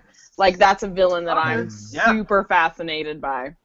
It's going to be interesting how they're going to play him up on the show because there's going to be a lot of editing there. Yeah. Oh, on Valentine's Day, I'm gonna cosplay female Negan because I just speaking of Walking Dead. Oh my God, what are you guys expecting? Big expectations right here, guys. Walking Dead, it's gonna be good. We're gonna see Negan at the end. And I think he's gonna kill Morgan. That's gonna be the character that. Good. What about Glenn? What about Glenn? No, Glenn will survive. Too predictable. I don't think they would have saved him just to kill him again.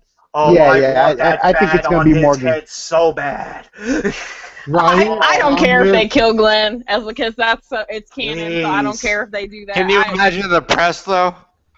Yeah, we already grieved him though. It's just comic book for crying out loud. It's killed in the Glenn book. was already grieved. Smash his skull in. I don't want to hear my wife cry over that son of a bitch anymore. I want him dead. I want his whole thing dead. I want him all dead. But you know what?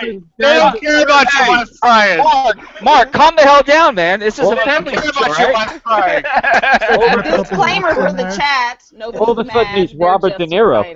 Sorry. I went a little Untouchables on you. Sorry. I want him dead. You can't handle the truth. You cannot handle the truth. Kill his grandparents.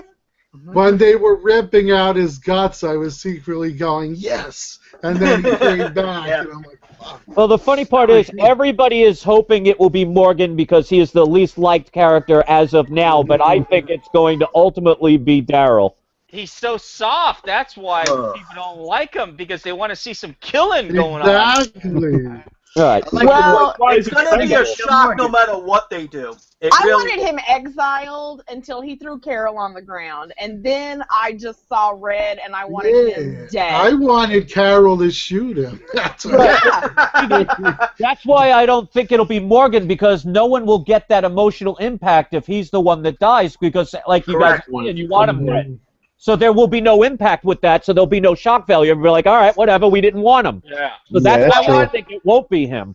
I want an entire episode of him figuring out how to recover his crossbow arrows. I want an entire episode of Morgan apologizing for Tabitha the goat dying. That's what I want. Okay. Oh my God, that was. How can you say that, Amy? Because that was the worst episode. That I want that 90 minutes of my life back. Too soon. I'm glad that goat died. I was sick and tired of that damn goat. Oh. How was the goat? You goat hater, you. Yeah, as soon as you saw the goat, you knew the goat was dead. Oh yeah, absolutely. Yeah. Like, man, goat, why did they baby this goat? This goat just needs to get eaten up. That's what they need to do. One of my favorite moments of the first half of this season is when Carol tells that lady, like, smoking will kill you, and then all of a sudden that woman That yes. That scene was crazy. I laughed, but I laughed so hard. I was like, stupid bitch. Like, good. Maybe that. I was watching it with my wife, and when I thought of Messiah, so But you know what? I'm reading The Walking Dead, and I'm pretty much at probably the midpoint of the comic books right now. How different are those books compared to the movies, man? I'm just I've watched the TV shows first, and then I go back to the comics, and I'm like, man, I like the TV stories a lot better, man. you know. Well, I think it depends on the universe that you start out with. Yeah. Because then that is who you're connected to. I started with the Telltale games, and then the show, and then the comics. So. Because in the comics, Carol commits suicide, and is not even a factor in the majority of the Walking Dead lore. Yeah, and little ass kicker is like done. She's done. Like she's And Daryl is not in it. Yeah. Right. Yeah, Daryl and Rick Grimes is the one who loses his hand. Rick in the beginning just seems like such a happy-go-lucky character. I don't like it. I don't like it at all. In the TV show, love the comic he's very brooding. I love the comic governor because he's he's so sinister. He's just so badass. sinister. Yeah. The governor. And in the comics, the governor rapes Michonne in the comics. Yes. Incessantly. And they couldn't do that on TV even if they wanted to. There was no way. No way. Do not want that on TV. A mile long with picket signs and everything, ban the show and all that other crap. All of a sudden, he just pulls out The Walking Dead. Like, where are these comics coming from? These are like a shoot in his house. I think he gets the script for the show before he lines them all up so that he can just keep going one by one. Believe it or not, I made a video and I have the box here. And I just didn't get the chance to bring it up. And I figured, hey, the show's coming on. You never know. They might talk about something. I'll pull it out of a book. You pull it out of your ass like you always do. Pull it out, out of my ass, out of my head, out of my whatever. Wherever you want to pull it out of. Pull it out. Speaking of zombie, man, there has not been a really good zombie movie since Dawn of the Dead. And I'm talking about the remake of that, man. It's been a while since they actually done a really good zombie. I remember watching zombie movies like way back in the beginning, and I used to always, before the whole zombie pop culture hype, you know, they started within the past decade or so, and I just remember being like, hey, you need to prepare yourself for the zombie apocalypse, you know. But now everybody's getting on board with that, you know, for some reason. I love Shaun of the Dead. I think Shaun of the Dead is one of the best zombie movies. There's comedy in there. I went out and bought a cricket bat just for the zombie apocalypse. How about, hey, Rick, what do you think about iZombie? Do you ever see that TV show? Zombie film. I tried to watch iZombie. I'm not a huge fan of it. I don't know. It's a cute show. It isn't anything like the book. Exactly. It's too quirky. Yeah. Like, I don't know. I don't like it. Quirky exactly describes it. Hey, so let me tell you guys, and let me get your opinions on this. So, about a week and a half or so ago, I actually ordered and I subscribed to my first Marvel Core boxes, and I actually got and I ordered a pass box. All the villain boxes were sold out.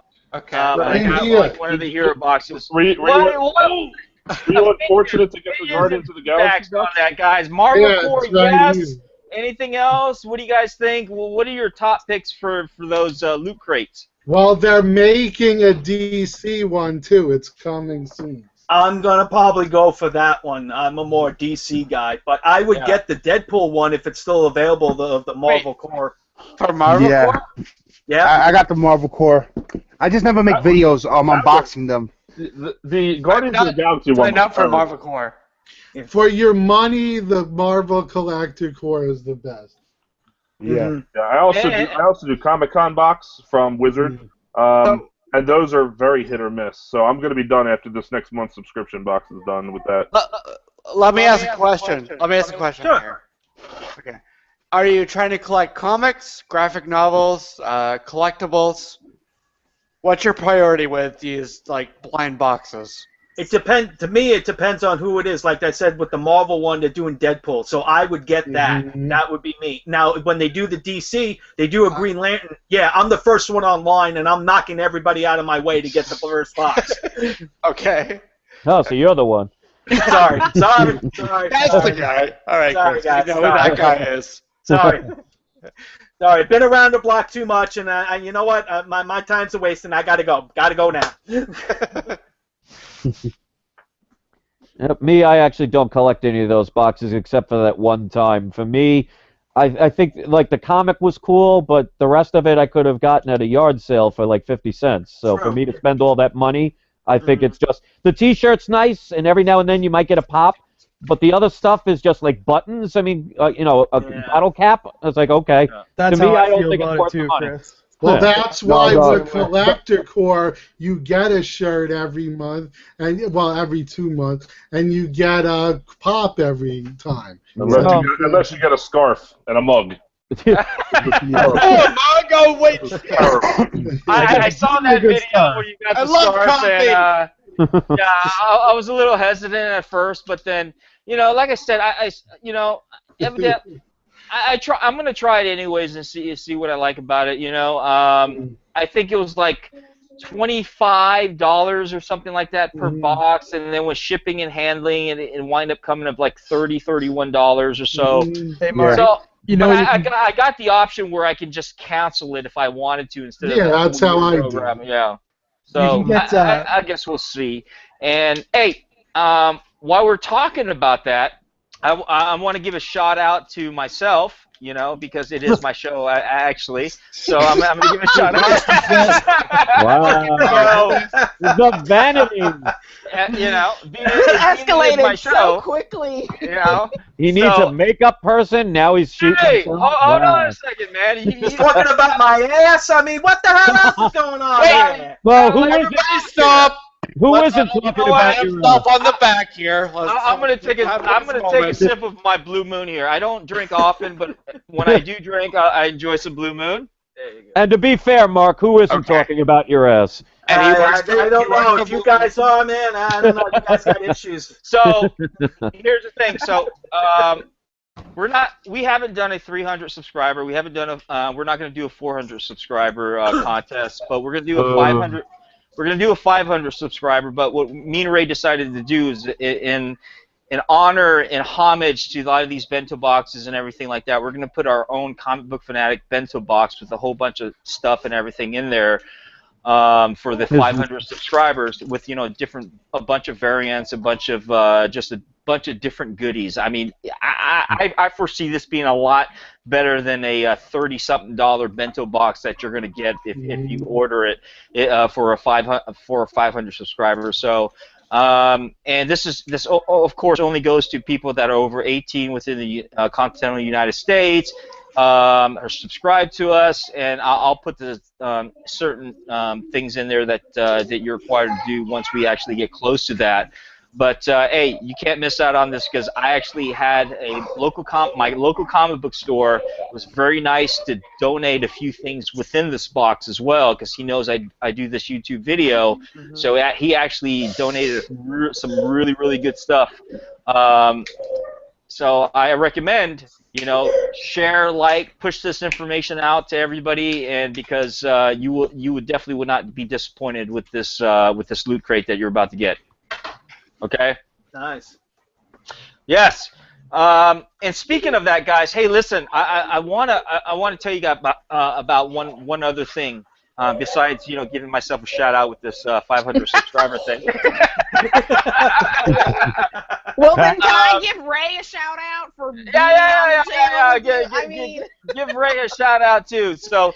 Here's the thing, me and Ray use this program. Actually, Ray turned me on to this program called CLZ Comics, man. And I don't know what I did without this. If you haven't seen my video on that, man, definitely go check it out. It's called CLZ Comics. It's an organization with us being military. We have this this OCD thing, but I'm actually looking at this new application called it's called Boxes. Okay, and this thing called Boxes, man, and it's a wonderful organization program. It's almost like a thing called with Instagram. It's almost like eBay. You can buy comic books off of there and everything. You can even chat with people. Really great deals on there. So I'm actually going to do a review on that. But I'm actually looking. I'm actually checking it out right now. So I'll have more information on a video later on. But I think it's a wonderful program from what I see. Like I said, it's like social media / eBay / Instagram / whatever, anything within the art genre. And I wanted to share that with everybody because, you know, with everybody, you know, buying comic books off of eBay or what have you, it's another good way to interact with people that enjoy things like what we do, and on a more personal level. Instead of, you know, eBay, you just email the guy and you're just a seller and things like that. But I think this is a more personal level than that. But don't take my word for it. Check it out. It's called Boxes. And I'll do a review on that later on, like I did a review on CLZ Comics. It's a great organization tool. It's a great way to interact with people and things like that. So, like I said, I'll give you more information once I figure out a little bit more on that. Well, definitely looking forward to that. That sounds awesome. Okay. But nevertheless, that's the big shout out I want to give to myself. You know. I would like to give a shout out to Blue Moon for Marty's shout out for himself. Hey, you know, one of these days we're gonna gather around a big, large table, and not this type of webcam scene, and we're gonna have Blue Moons together. Yeah, that'd be nice. I think Ray's actually gonna be coming here around May, June time frame, and I think actually Paney's from Paney's Comics. I don't know Paney's Comics, yeah. He's actually going to be trying to come here around this time as well, and if they do, I'm going to take him up to the Dallas Comic-Con and enjoy some sights down there, man, because it's a good time. You know what, Amy? You should come down. You're not too far from Dallas as well. No, I'm just a couple of hours. Yeah, you should come down. Shit, like 5 hours. No, 3. Oh, to Dallas, yeah, to Dallas. I was thinking Colleen. 287. My bad. I was thinking Colleen. My bad. Shoot me in the head. No. There ain't nothing in Colleen. There's a lot more Colleen than there is in Lawton. I tell you that right now. Yeah, at least Colleen don't keep. We're gonna have this conversation after. Hey, I will tell you guys. You know, and I was talking about it with a lot of you guys earlier. I think this year for me, Silver Ages key issues is the main focus. Cutting back on a lot of my pull lists as far as modern goes. So you're not going to see a lot from Comic Book Wednesday from me. And you know, which is okay because it gives me a chance to catch up on a lot of other things that other videos that I had in mind and wanting to do. You know, a lot of other key issues, a lot of Bronze Age, and a lot of things like that. But for the most part, you know, nevertheless, it's a new year coming up. I'm excited. I think it's going to be a great year. Hey, Comic Talk is going to hit double digits next Sunday. 10, episode 10, guys. And I will tell you, this show wouldn't be what it is if it wasn't for you guys and all the other panel members that contribute to the show. Because if me and Ray were here just talking, I think it'd probably be one of those shows you fall asleep on before you go to bed. Check it out. That's why I watch it. Yeah. Chris, I can always count on your support, brother, and I appreciate it.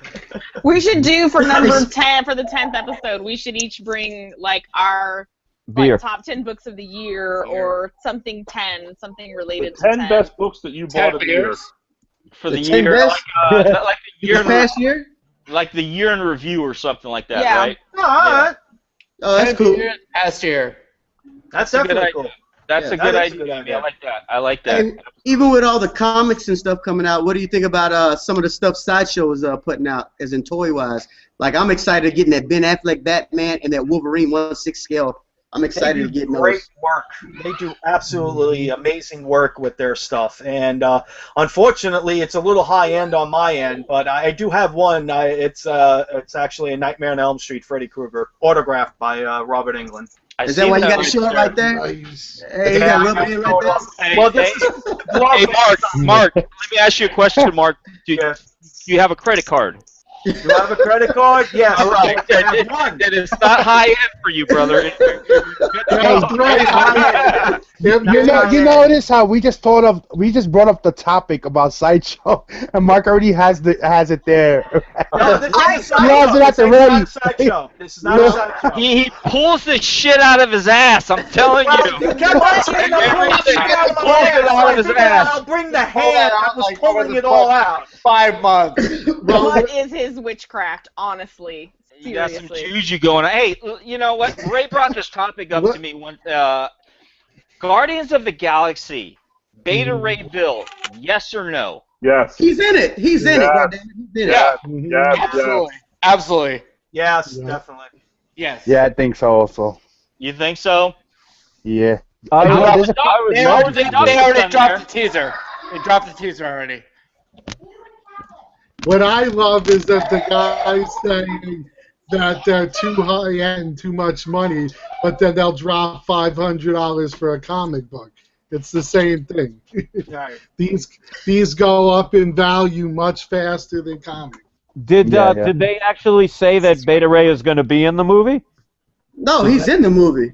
No. He's in the Guardians of the Hey, Galaxy. here's the thing. If you look at the Easter eggs on Guardian of the Galaxy, and they're saying, no, that's not him. But if you look at the Easter egg on him, it has a yellow, the back facing of a yellow character with a red cape and a hammer right next to him. So they haven't confirmed it yet. That's just an Easter egg. They say no. No, that's not him. But tell me who that might be. Right. It ain't Thor. Could be the Simpsons. They showed Howard. They actually showed Howard the Duck on there as well. It was an Easter egg of Howard the Duck. So I don't know. Ray Bill. It's Beta Ray Bill. That's who it is. Well, that's good. That's not Beta Ray Bill. Tell me who it is. Yeah, that works for me. I just yesterday bought another It ain't Jane Foster. It ain't Agent Peggy Carter, that's for damn sure. You know what? And Ray just threw a couple videos yesterday, the day before, with some Beta Ray Bill. And I'm going to pick up some of those issues, so if this isn't Beta Ray Bill, but, you know, I'm still holding out some hope, you know. Nevertheless, I got a free copy over here from my boy Ray of first appearance of Beta Ray Bill and Thor. So there you go. There you go. I'm happy with it, you know. Whether it's regardless. exactly whether it's him or not, I'm still picking up those. And Ray Jr. gave me a little bit of direction with that. So yeah, and that's what So I'm it's saying. your fault if it's not true, buddy. yeah. Comic Talk Live, where everybody enables everybody else. That was the first book my dad ever bought me. Go on eBay right now. There's 30 people just put that on eBay right now. That's, So if I was outbid, I know who you are. Beta Ray Bill just went up like $200 right there now. Just forget about it now. There's a question on the panel. Yeah, There's a question on the chat. All right, the description would There's be. a question on the chat. Oh, all right. That maybe Mark, you can answer this one. I think you probably know. It's from I swear Punisher to God, if 88. he pulls out the book, I swear to God, if he pulls out Punisher 88 says, I have a question for the comic masters in attendance, and it concerns Silver Age first appearances. I picked up World's Finest issue 173. So is it truly the first Silver Age appearance of Two-Face, or is it Batman number 234? It's 234. Get your ass ready and show us. 234. Hold on. What are you talking about, Chris? He already has that out. He has it out already. What are you talking about? He might have put it back in. Hey, one thing, I am no master of anything. I bait more than I master, so we'll let Mark handle this question. Why does it have corn all over it? Remember, you see this hand, Chris? Yeah, that would be the hand that grabbing your nuts soon. Anyway. It just got weird. There you go, Punisher 88. I knew Mark would have the answer. Oh, no, come on, man. You're breaking my jaw, so I got to break back, man. You know, it's a New York thing, so you got to forgive me. That's Love right. you, man. His hands are nice and cold when they're there anyway, so. All right. Oh, Jesus. all right. Long season, but okay. It is definitely this book. This is the first Silver Age appearance of Two-Face. This is the book to get, not the world's finest. That's a good book to get, too, but this is the book because, I mean, the artwork alone, Neil Adams, great. What's the date? What's the date on that book? The date, where the hell is it? Well, I got to open it up, and as you can see, I got them friggin' sealed good. August of 42.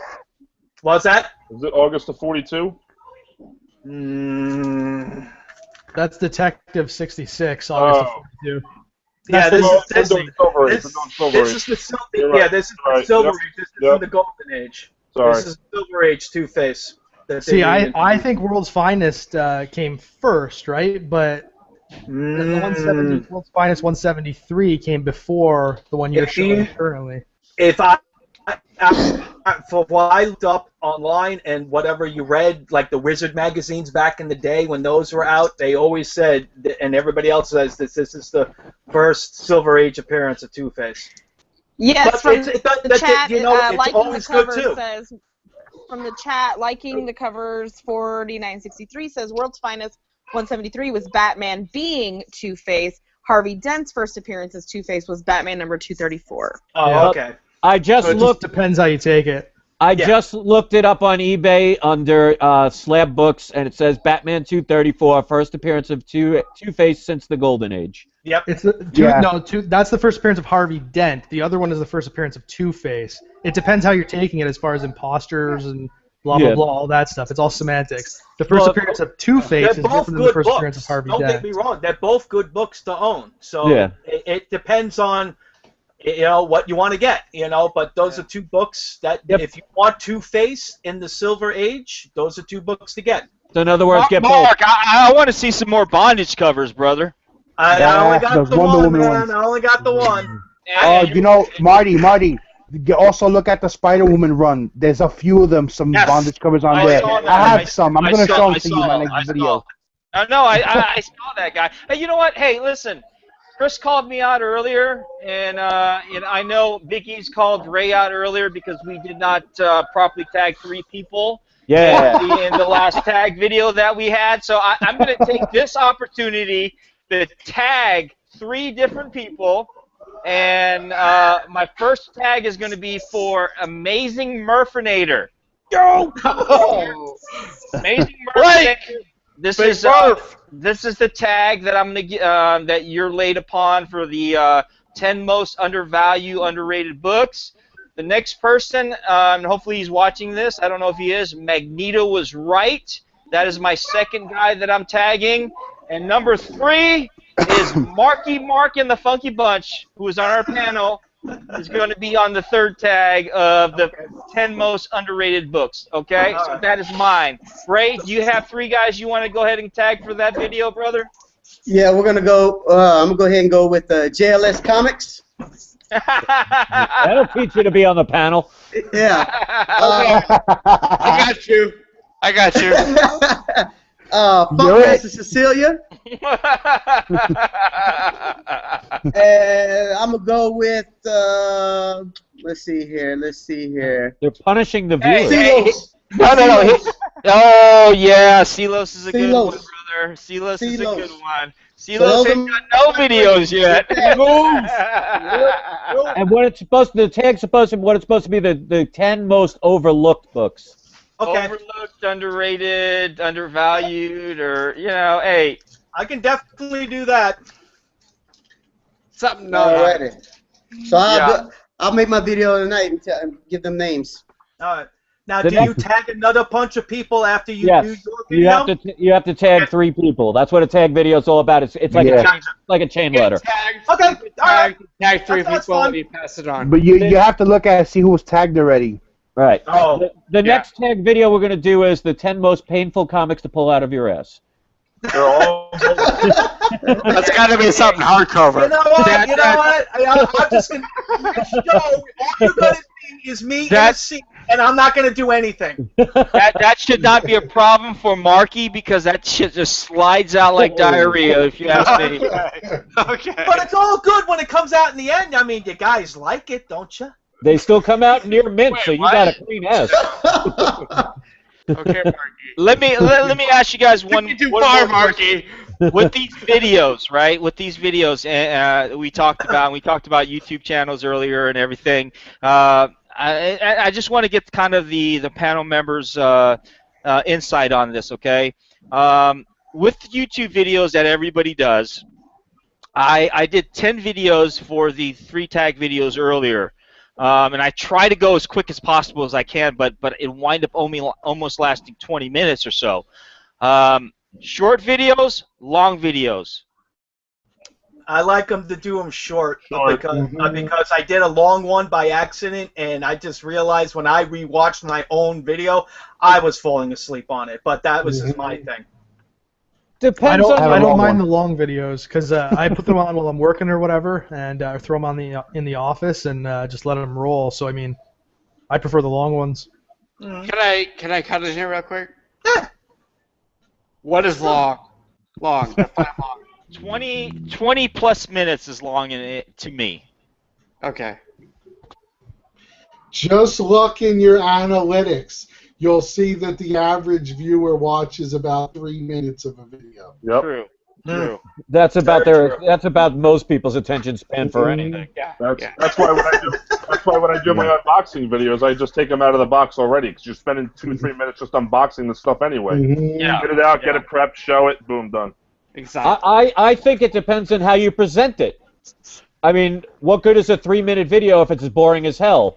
I would rather watch a 25-minute video that kept my interest for 25 minutes than to watch something that I have no desire to see. So for me, it's not about timing; it's about the quality of what you're watching. Yeah, it depends on who's delivering it too. Because and I definitely got no deliverability. My voice sucks online, man. I hate how I sound. If you notice in my videos, they're all different times because I honestly don't. I don't really time my videos. I just know what I want to talk about and what I want to show you, and whenever it's done, it's done. If it takes 6 minutes, it takes 6 minutes. If it takes 20, it takes 20. I don't really set for a time. Yeah, but Biggies, I will tell you, I enjoy watching your videos because you have great presentation and you have one of those presentations like you kind of add different things to it so it doesn't make it too boring. So you don't have a monotone voice. You know what I mean? So it's just thank you, sir. And then when you add beer, that makes the video even better.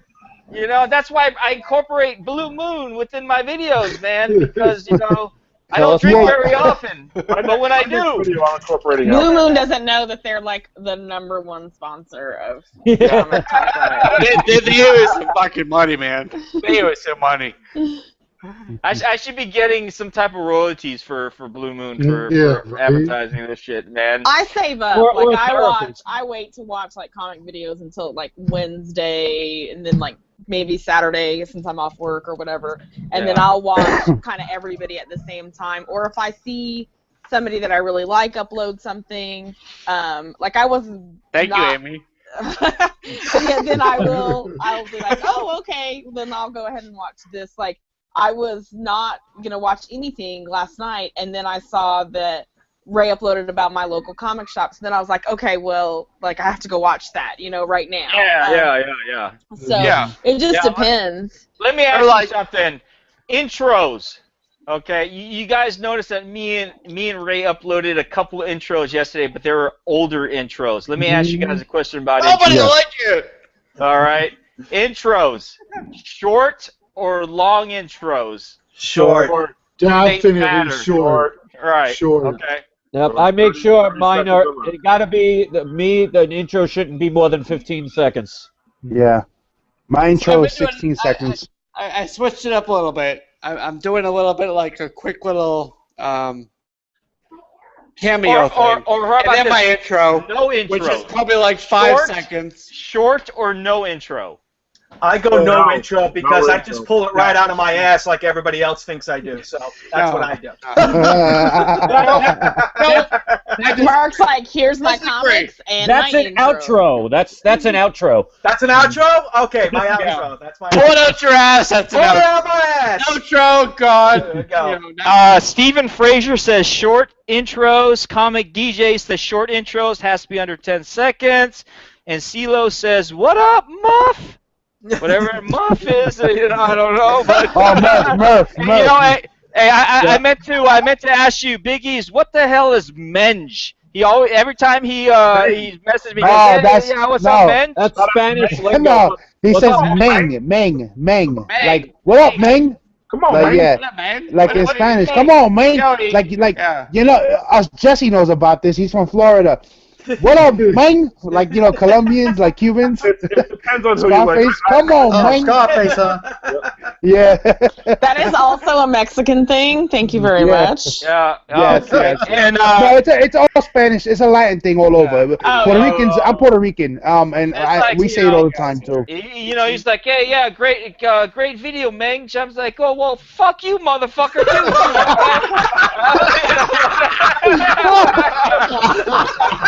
Oh shit! Do you guys remember on episode 3 of Comic Talk Live when Marty was like, we just want to keep it clean. We don't want to watch it. We're just gonna try to keep it. We're gonna try to keep it small. We're gonna like try to 5 or keep 6 it calm. panel members. Hey, Fuck that. hey, Amy, only the host can drink beer and curse on this show, okay? It's just one of those things. And hey, listen, another thing. Chong Lei says, hi, everyone. I sub to most of your channels, and I love to watch all your uploads. Chris, you got excellent intros. And Lai, if you don't know, I had those intros before Chris did, just to let you know. Marty would like to give a shout out to himself about his intros. I like to give a shout out to myself for drinking Blue Moon because I don't often drink, but when I do, I like to drink some Blue Moon. Now, Okay. you know the The most long interesting videos that I like comic to man in the watch? world. I like to watch Lou's, like the archives of like Lou's like collector talk shows. Like they're hella long, but I don't even care. Like I'll just be putting on all the eyeliner. I don't know if you guys see Lou's last collector's chat, but I like to give a shout out myself because I was on there Yes, for he the last was. collector's chat. And, Internet fist bump right He here. even made himself appear on Immortalized in Stone, which usually has nobody on it. no one has on there. No one ever gets on Immortalized in Stone, but I actually made myself appear on there. Only 3 Because- people, including yourself. But I would tell you, if you guys haven't watched Collector's Chat, it is a really fun show. I was able to, Lou was nice enough to actually put me on there for last week, and I had a really great time. I met some really great people, and definitely a shout out to all those panel members that was on there. If you have not I've watched, said a million times, anyone's welcome. Come here. See, I love to watch, but then I'm just all I keep thinking about is like I just keep going back to my wallet and looking at my cards, like, oh, What can I just already buy? know. Yeah. Exactly. Like, am I gonna get my Christmas bonus this week? Like, what? Like, Well, that's what happens because it's the same thing like with you guys in the comics. It's like a movie comes out and you know it's coming. Should I get that statue because it's going to jump in value once they see him on the screen? So it's the same thing. Funny. I went with my sister, my twin sister, and her partner here visiting with their son, and we were out looking, and there was the DC Bombshell statue of Wonder Woman, and my sister was like, Sissy, look, and which is why Marty, when you called me Sissy earlier, I was like, how did he know that that's my name? But so of that's course, like sister, sister girl, what's up, Sissy? You're my sister, man. And so my sister's like, look, Sissy, and I said, and I immediately, because I watch all those videos, I'm like, well, here's what you really should look for. All of a sudden, like, I'm sort of, like, I'm a half-ass expert of, like, what I'm looking for. And, yes, I like this one, but I really want the Christmas one. Like, If you guys don't know, Lou told me last weekend that he owns up to 500 statues. Wow. In my collection. Holy collection, I shit. counted the other day. I own 111 total. That's Okay. impressive too, bro. Yeah, but not as impressive as you, Lou. 500 statues, and it's so huge that he can't even fit all those in his house. He keeps it in a storage room. Oh, You know? I'm like, Of that's everything crazy. I collect, lipstick is what I own the most of, and I'm at over 200 lipstick. That's crazy. You know, that's why you need to come do my makeup before the show and the wardrobes. You know what I mean? So, you know, we get it on. You can be gender variant Harley Quinn. I got you. No.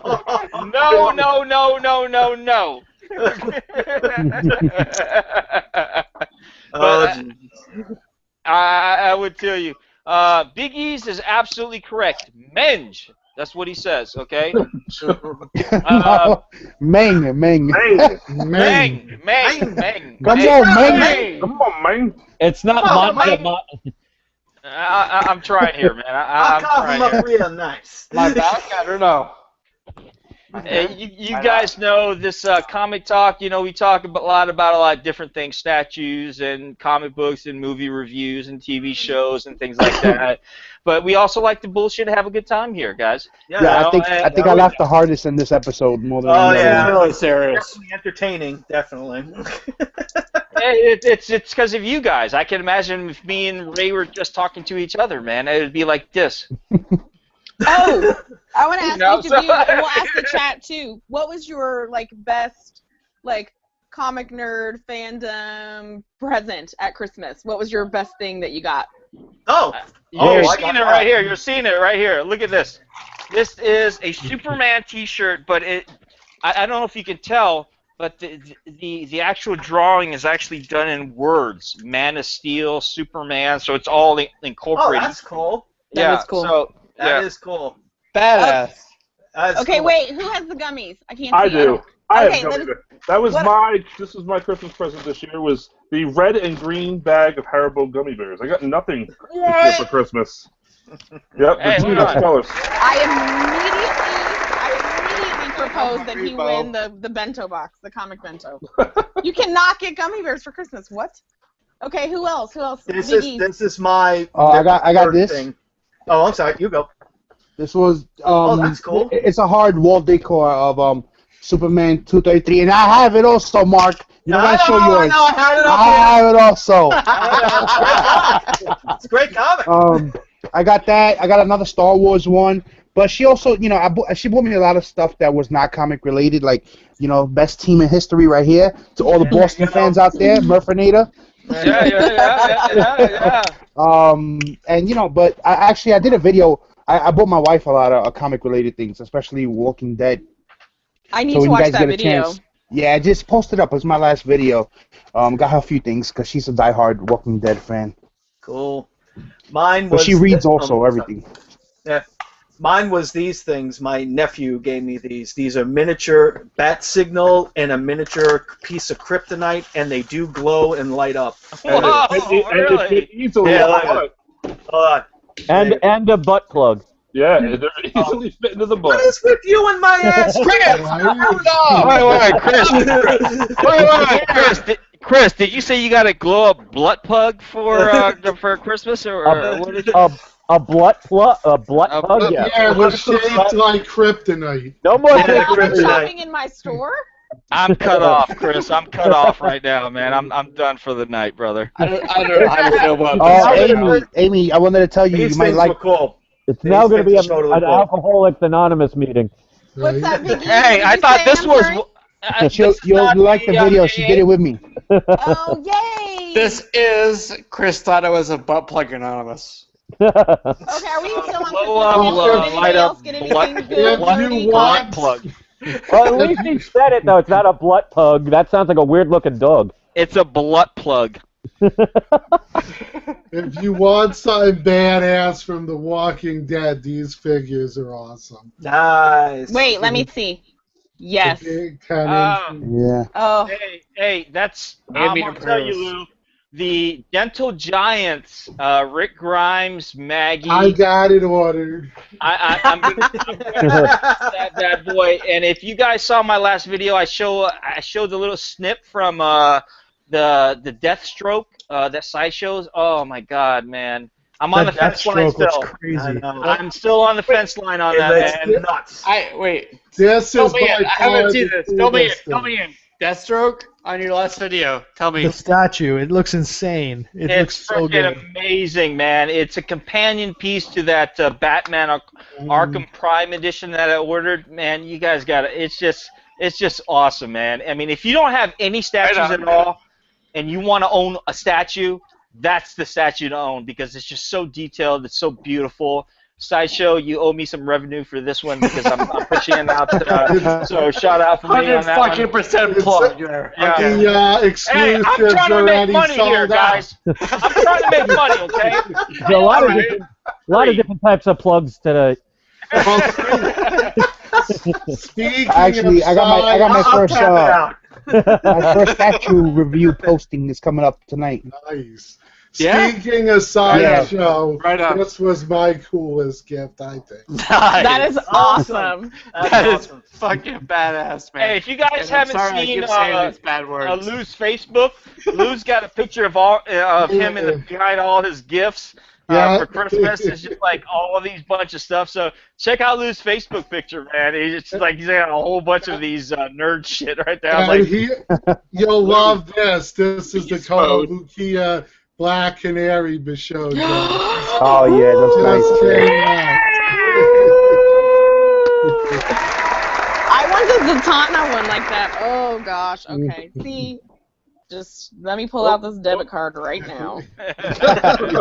You know what, Amy? There's I'm gonna start doing. I got these videos coming up. It's gonna be one on Wednesday about statues that you can get into the market that are not expensive at all. They're really, really cheap. I'm talking about $44, $50 statues that look really nice in quality, but you know it's good to start off with, especially someone that For me, wants to get I into don't it. have kids. Amy, if you continue to watch my statues as well, those are the ones you don't want to get because they're actually absolutely expensive. Okay, so just continue to watch figures. I don't have kids. I spend my money on me. I don't have kids. I don't have a partner. I don't have nobody in my life that I answer to except 2 dogs. So I don't care. I don't mind. I'll spend my money on whatever. Where do you live? What you, Amy, what you should do is go to Sideshow because they have payment plans. So you can buy these expensive statues, but they're affordable because they have small monthly payments. So does Lou. So does ARHA. RH has payment plans, and also Gentle Giant has payment plans too. Most of them do. Yeah, so most of them do. Because they know a lot of people don't have all that kind of money just to give out. A lot of local stores. Yes. A lot of local stores do it. Forbidden Planet does it. Midtown Comics does it. The local shop here, you know, whoever's closer to stand up, they do it. Every shop I've been to do it. They do it. It also. makes sense for a business model. Everybody can afford that type of price point. So especially if it's something that you really like and a character that you really like. Yes, it definitely helps. And for me, because I'm not, because I much more am a fandom collector for everything that I'm sort of into, like for Harry Potter, for this, for that, for all of it. I don't even blink at that. I really like that. Okay, if I can afford it or afford the payment plan or whatever, let's do it, As long as my dogs have food and there's gas in the car, I'm pretty much okay, yeah. Right. Here's the thing, I will tell you guys, it's one of those things you have to decide, especially when you love collecting, because just like you, Amy, I'm a fandom collector as well. I love comic books, I love statues, but then again, at the end of the day, you should see my autograph collection. You see everything else that I have. I'm a fandom collector. So it's just a wide range of a lot of things that I collect. And they do get expensive. So a lot of the viewers out there, man, hey, just decide, don't make the mistake like a lot of us have made. We try to get everything all at once. Right. Love everything. You hit it right on the head. You hit it right on the head, Marty. Absolutely. Get what you want, but make sure you get what if you really want it. You know, that's the whole thing, because a lot of people, oh, that's new, I got to get that. That's new, I got to get. No, get what you like. Scooby-Doo team what up I number can 12. You know what? Not even new, but like you see, like, oh, that's an amazing cover. That's a beautiful cover. I gotta get that. I gotta get that. That's from 19. It's an addiction. It's an Oh, addiction. it's definitely an addiction. Yes. Yeah. I blame my mother for it. My mother's the same way. She collects stuff too, so I got the collecting bug now, and I'm just gonna pass it on to anybody that gets near me, and that's about it. Sorry. If you want My niece You is have a big to Ninja reflect Turtles upon fan. yourself, and you have to think, okay, what is my focus with my collection? Right. What is my priority? If you want to control your addiction, get married to a woman who controls all the money, because that's what I do. No, Greg, Hey, Greg, it was nice having you on, Greg. I'm going to cut you off right now. It's great having you. Goodbye. Nobody wants to curb their addiction. It doesn't help too that my wife likes a lot of the things that I do. She loves The Walking Dead. She loves certain superheroes too, but she loves horror films and all this other stuff. So it doesn't help because she's feeding the need. Just like I said, as long as she's getting her tanning, that's the payoff. I get what I want. So. I've gone so many times, and you just have to focus on. Okay, you know what? That was a cool comic show. That was a cool TV series that you liked. That was. Speaking of TV series, I want to give a shout out to Terry Brooks with the Sword of Shannara, the Shannara series. Yes, it's going to be coming out in next year around January time frame. If you guys do not read the Shannara series, awesome book, great series. I think there's like 21 books in that.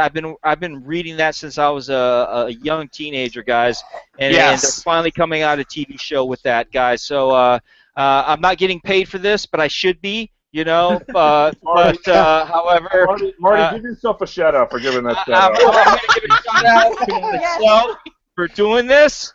But seriously though, hey, Shannara, man, you guys got to watch it. If you're into superheroes and stuff like that, that's fine. But this is all about fantasy, man. It's just January 5th, yeah. No, 100%. I'm all the way. I've already set my DVR to pre-record it.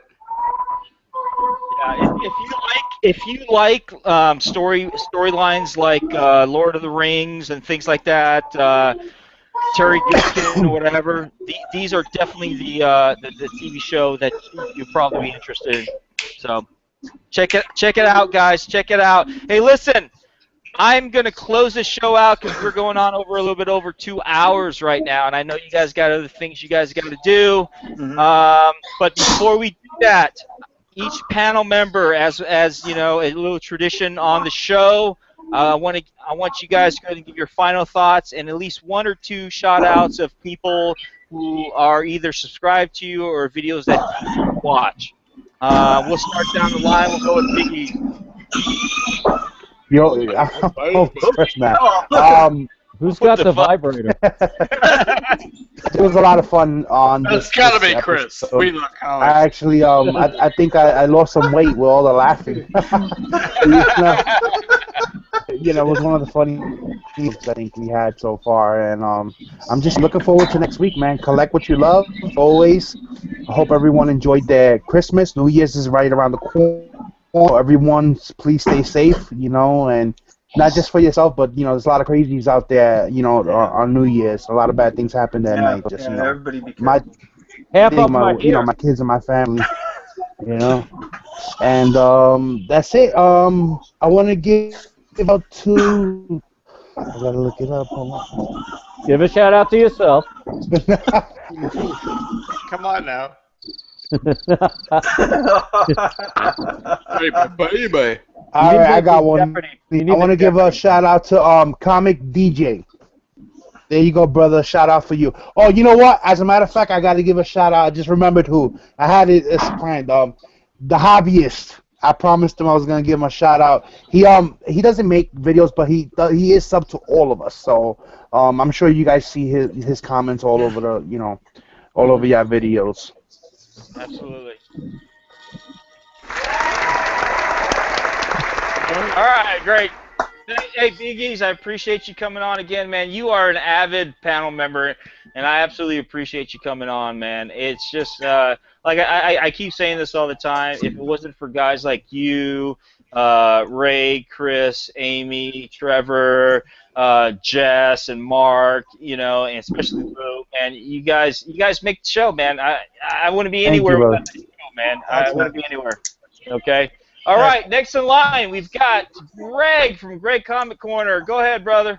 All right, so first of all, thank you. So first of all, thank you guys for letting me be on. I usually work Sunday nights, so this is a real treat for me to be off and to hang out with you guys and again, laugh harder than I've laughed in a long time. But my shout-out's going to go to Rob Wiseguy82, who he does a lot of horror books, so it's a little different. So I get a lot of stuff from him on books that I normally wouldn't read, and I've checked out some of the stuff that he's gotten, and it's really pretty good. But he does these like work unboxings where he's super secretive, and it's kind of funny at the same time, so you don't want him to get caught, but at the same time you want him to get caught. They make it so dirty. But yeah, so but thanks again, and Happy New Year, everybody, and I subscribe to all you guys. You guys are all awesome, so thanks. Appreciate you coming on, and definitely, I know you reached out to me, and it was really, it's very flattering, very humbling that you are an avid watcher of this show. There's people that come, they're just like, hey, you know what? This is an awesome show. I always watch your show, and I'm like, I really, it makes me feel like a superstar. Me and Ray are definitely humbled by this, man. Makeup.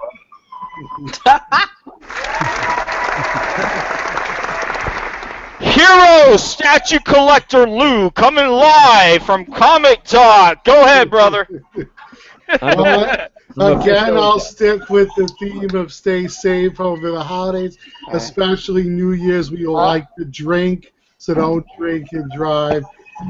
2, if you want some really cool statues at a great price, check these out by King Arts. They're Ant-Man and Yellow Jacket, and they're the size they were in the movie. That's awesome. Yeah. And they're only $25 each. Shout-out wise, I'll go with my partner on the show, Victor R. If you're into statues, definitely check him out.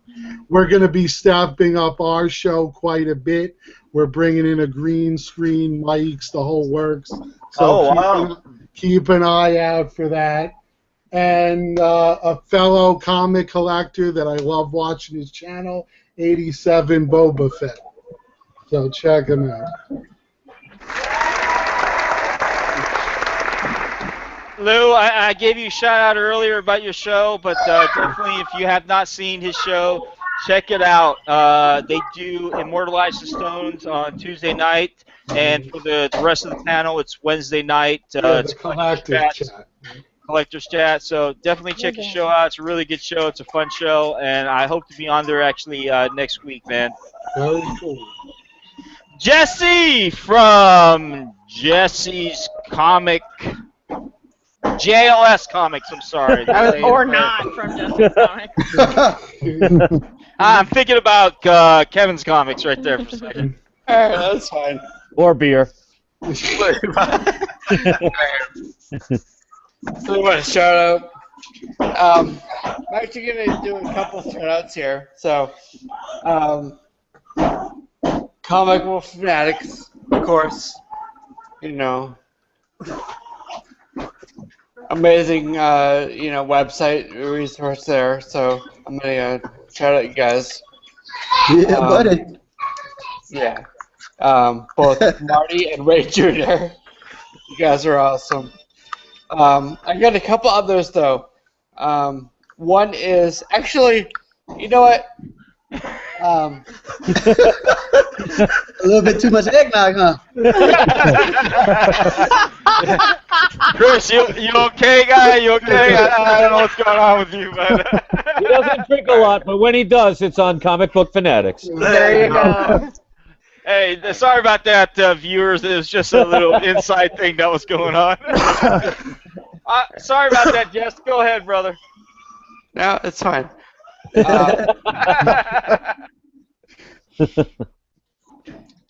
Comic book Momentum. Nerddom Comics. Have you guys seen that website at all? Tell us about it. Okay. No. Oh man, you're great, man. All right. I'm trying to pull it up here. All right, you know, don't worry. You want us to come back to you, Jesse?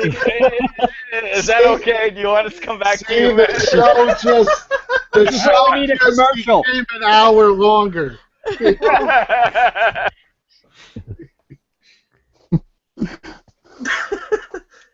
So yes, let's come back to him while he's on the website. Yeah. I need everybody to just stop laughing right now. That ain't happening. That's just like saying to Marty to stop drinking right now. It's just not going to happen. Ray left. Okay. He went straight to a meeting. All right. Ray's back. Yay! We were waiting for you, Ray. We had a moment of silence. Oh, okay. There we go. Goddamn Google. Are they waiting on me It's a now? little laggy tonight. Yeah, you're good. Okay. Oh, so I'm next? No, I have no idea what's happening at all, to be honest. Yeah, I know. Okay, let me go ahead and give my shout outs in. The two subscribers, I want to say Ray's fan, coincidence, same name as me. He has over 250 subscribers. And I'm going to give another shout out to one of the makeup girls that subscribe to us. I hope I pronounced her name right. Chandra Stargleam, I guess that's how you say it? Shudra Stargleam. Okay, there we go. So, them two channels, go ahead and peep them out. I know Miss Stargleam, she does a lot of makeup. I saw that because I was like, who's this lady subscribing to me? I went and checked. I was like, oh, okay. So, she's actually new. She's actually really new to comics, and she's really enjoying it. And so she's on Facebook, right? Ain't that y'all added her to the Comic Book Fanatics on Facebook as well? Looks like the same person. Celia may have. Yeah. Okay. But those are my shout outs, and then just remember the holidays is coming up. I'm pretty sure. I think somebody already said it, but don't do the drinking and driving. It's not worth it. We have too many people out in the world that love their families, and they would be heartbroken if an idiot gets behind the wheel drinking and then kills them or kills himself. So you see my buddy, he be drinking, but he stays at the house. Who's next? He's too drunk to hear you right now. So. I see. I don't think his microphone's working. I'm sorry, Mark. Go ahead, Mark. You're up, brother. I thought he was comatose because he was just frozen there. It's too much Blue Moon because I don't often drink, but when I do, I drink Blue Moon. Okay. Royalties, gentlemen, royalties. Okay. Go ahead, Mark. All right. Well, as for shout-outs, I'd like to shout out my ass because it's been the star of the show tonight. You've been on fire. That's the biggest plug. That's the biggest plug. And the other ones would be definitely Comic Fanatics and We Love Comics and everybody else's wonderful YouTube channels. Ever since I started talking with you guys on this panel, I've been looking at all your videos and all that, and found a lot of stuff that, hey, I did not know that. Oh, I'm going to see if I got it. And there's literally like been a couple of issues that I did pick up for next to nothing at local stores. And I was like, oh, I was glad to get this and glad to even know about this little tidbit and stuff like that. So shout out all to you. Shout out to everybody. And I'll just make it rain with some comic books right here as you make fun of me. There we go. There we go. Wait a minute. Thank you. Thank you for, hey Mark, thank you for giving me another nerdgasm on this show in front of everybody. So, no, I really appreciate you coming on, Mark. I really do. You've been a great addition to the show. I think this is your third appearance on here, and I really appreciate having you on here and just sharing your insight. And I definitely really enjoy your company on here. So, thank you very much, brother. Thank you, and then again, thank you for letting me on, and Marty and Ray, thank you for your service and everything like that. These guys deserve more respect than they do and anybody in the military. My father was in the Navy, so I know about military people, and I just want to say everybody have a happy and safe New Year. Be careful, and just be good, and we'll see each other in 2016. Absolutely. What a year it's going to be for comic book films, people. Absolutely. Comic book films, Silver Age, and key issues. Yes. All right. Amy. Me. Sissy, what's going on? Carolina Comics in the house. Yes, Carolina. That's what I'm going to do. Let's do shout out and final thoughts for you, Sissy. Okay, well, shout-outs for sure, since I don't make videos, goes to my hometown shop, Carolina Comics, who also got mentioned from Ray yesterday. They're just great people who just really care not just about comics, but about just sort of gaming and nerd culture in general, and I think that that's just really great to have that in small town Oklahoma, so I really love that. Look what they sent me. Look what they sent me. Yep, that's incredible. You got some nice books. That was some nice books you got, Ray. They're just 75 and 76. They're really great. Like, they will pull stuff that I don't even know that I'm gonna like, and they'll just pull it and they'll put it in my stuff and they'll say, "Hey, we weren't sure, but we know that this is kind of your thing," and they never lead me astray, and I love them so much, and I love that experience of going to your local comic shop. So they're probably my biggest shout out, and then also to like all of my friends that tune in every week when I say on Snapchat or on Facebook that I'm going to be here. Thank you all for making sure that my Christmas is super nerdy with all of my Wonder Woman and Star Wars and Tomb Raider stuff. I really appreciate it. Yeah, that's it. And my final thoughts for sure are always, as a sex educator, wrap it before you tap it. Don't drink and drive. and now that's an outro. Wrap it before you tap it. Oh, wrap it before you tap it. You got to trademark that. Yeah, I just look forward to 2016 and yeah, that's it. Awesome. And Amy, I tell you what, I really appreciate you coming back on with us again. We missed you last week. Despite what you think, you have a lot to offer the show. Not just a female point of view, but as a fandom collector, a person who's just starting to get into collecting just a variety of different things. So don't ever sell yourself short like that, girl. You are my I appreciate sister. that. You are my sister. You're gonna come on the show. Plus, you're the cosplay. All right. Yeah, you got more knowledge on the cosplay too. So. Well, and that's my thing. So I mean, maybe that's what I'll talk about next week is 10 easiest cosplays. Yeah. And when we get too crazy, you could break. You're good at breaking us up. Oh, well, I feel like my job is the chat because y'all be all over the place, and I got to bring y'all back to who's watching. Yeah, that's true because, Big E's was working on that earlier, but somehow he got lost, man. I don't know what happened.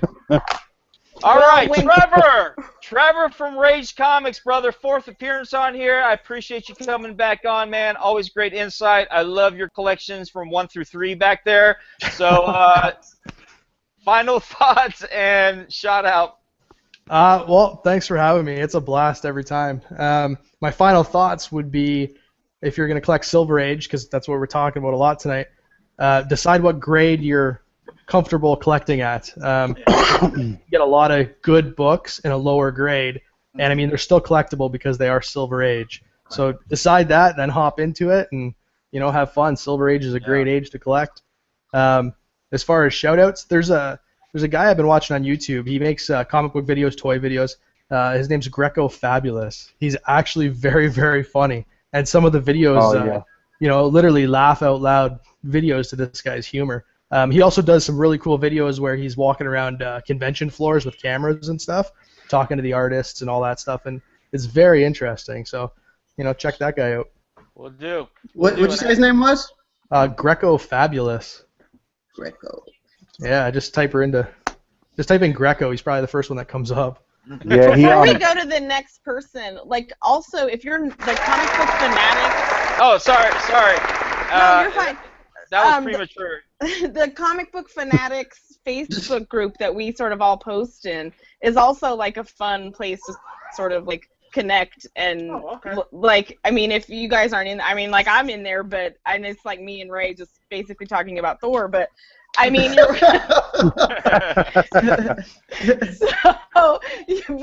also think it's a fun place to sort of connect with people because of just other people you might not know who aren't on the show or who don't have channels but are still fans and want to talk about it, Yeah. Absolutely. Thank you for the shout out, Amy. Thank you for the shout out, Amy. I was actually. You didn't do it yourself, Marty. So I felt like. That's because I was going to shout myself out, So someone has to shout out our channel for us. Chris, we love comics, brother. Always, you've been with us from the beginning, brother. Shout out and final thoughts, man. I do have to say that as of December 22nd, it's been 1 year that I've been making videos on YouTube. So I wanted to say thank you. I have currently over 2,100 subscribers, and it's just amazing to have that many in that time. Congrats. Thank you. You guys... And I also wanted to say also that Don Comic Book Junkie, he actually emailed me today, and he gave me a private message. I won't go into the whole thing, but he did apologize, which I thought was That's really... what I'm talking about. That's the man doing that shit. So I wanted to give a shout out to him and say, may 2016 be the year of the comics for all of us, where that's all we talk about. So shout out to Don, shout out to Wolfsbane Collectibles, who gave me the inspiration for the video I did earlier today about when to collect and the inspiration. I hope you guys check that out. Super Neil Comics, liking the covers is another one. Those two comment on every video. They've been doing it for months, so thank you. And a newer person, Comic DJ, who's listening now, I wanted to thank him as well. But 2016 is going to be the year of the comics. Absolutely. Thank you. That's right, brother. Thank you. Right. Absolutely. And first of all, I definitely like to shout out to myself, first of all, because if it wasn't for me, this wouldn't be happening. So shout out to me. I love how he throws Ray under the bus. But no, in all seriousness, first shout out I want to do is to Carlos 1/6 Scale. Met him on Lou's 1/6 Scale. Yeah. Carlos 1/6 Scale. He does a lot of 1/6 Scale. If you haven't checked him out, man, he's got a channel, and I met him actually on Lou's channel last weekend. Really good guy, man. Really good guy. Definitely a big supporter of the military. Shout out to you, brother. Definitely go to his channel, check it out. He's got some funny stuff going on. He's doing a lot of drinking as well, Another person I want to shout out to is the Comic Fool. He does some really good stuff. He's always watching our channels. I think he's subscribed to everybody on here. He's always commenting. He's always shouting out to a lot of the channels that we watch. So shout out to you, brother. But most of all, I want to say we're going to meet up again. We will have another comic talk after the New Year's. It's going to be on the 3rd of December. Okay? January. I'm sorry, the 3rd of January. That's the blue moon talking. That blue moon down there, partner. Back in time. So 3rd of January 2016, we'll have another Comic Talk episode. I would love for everybody to be on here as well. But before then, be safe. Definitely be safe. Whatever you do, drink responsibly. Don't drink and drive. I hope to see everybody on here. I hope to have all the panel members plus more if that's possible to come on here, and we'll just talk about a whole bunch of. This was a fun show, guys. I don't know about you guys, but I had a great time tonight. This was a lot of fun. This was a lot of fun, and I keep saying it. This is only fun because of you guys. It'd be different if it was just me and Ray, just up here talking a bunch of nerd stuff. But you guys are amazing. I want to shout out especially to all the panel members. Greg's Comic Corner. If you guys haven't been to his site yet, check it out. He's just starting out. He does some really great stuff. Greg's Comic Corner. Check him out. Big E's. Yeah, I gotta check him. Another great another great video. Lou, Hero Statue Collector. JLS Comics. Mark 316. You haven't done any. You've done about 2 or 3 videos so far, but I'm definitely looking forward. Yeah, I'm definitely looking forward to seeing more. Yep. Sissy, you need to start doing some videos, girl. Well, can we shout out Celia, because Funkmaster Celia could not be here today. Yes. She is so bomb. She's so bomb. I know. She had some family stuff going on, but definitely shout out to Celia. Trevor, Rage Comics, you need to start doing some videos, brother. Yeah, maybe in the new year we'll get it going. Yeah, maybe so. I'd love to see your collection. Trevor, stay strong with me, Trevor. Stay strong. I don't have a whole lot of time these days, so. Chris from We Love Comics, man, you have been a loyal and true subscriber and a friend since the beginning of the show and since we started out. Gave us a lot of subs, and we wouldn't be where we're at today if it wasn't for you and it wasn't for Lou. And I definitely want to tell you guys my appreciation on that one, man. But nevertheless, I had a really great time tonight, guys. And it's not the beer talking. That's how I found you. Okay. That's how I found your channel, Marty. I found it through Chris. One thing I want to ask everybody before we leave: what's the one comic that you are going to definitely get in 2016? Name one comic that you absolutely are going to guarantee you're going to get. I'm going to say right now. Strange Adventures 205. Mine's going to be. I will guarantee I will get a Hulk 181 before 216 ends. Oh well, you're talking. I thought you were talking about newer comics. So older ones. No, it could be whatever you want. Something. Oh, my goal is to get the first appearance of Black Manta, Aquaman. I forgot what number it is, but that one. It's not in your ass right now. It's not. Of course, it's not in my ass. If it was, it would be out. I'm surprised he's not shitting that shit out right now. No. I don't have a specific comics. Thank you very much. I don't have a specific comics, but I will say that my goal, as you guys know, is to pull back on my moderns and start working on a lot of Silver Age and key issues. And nothing in particular, but maybe halfway down the year, I might decide on something. Yeah, I'm definitely gonna get that new 52 Batman #1 that has been eluding me. I'm actually watching it right now. There's a bid on there. It's up to $36. Well, I better go bid on 4 days. Yeah. So I'm waiting till the very end to steal it. Hey, one last thing, guys, before we go ahead and go.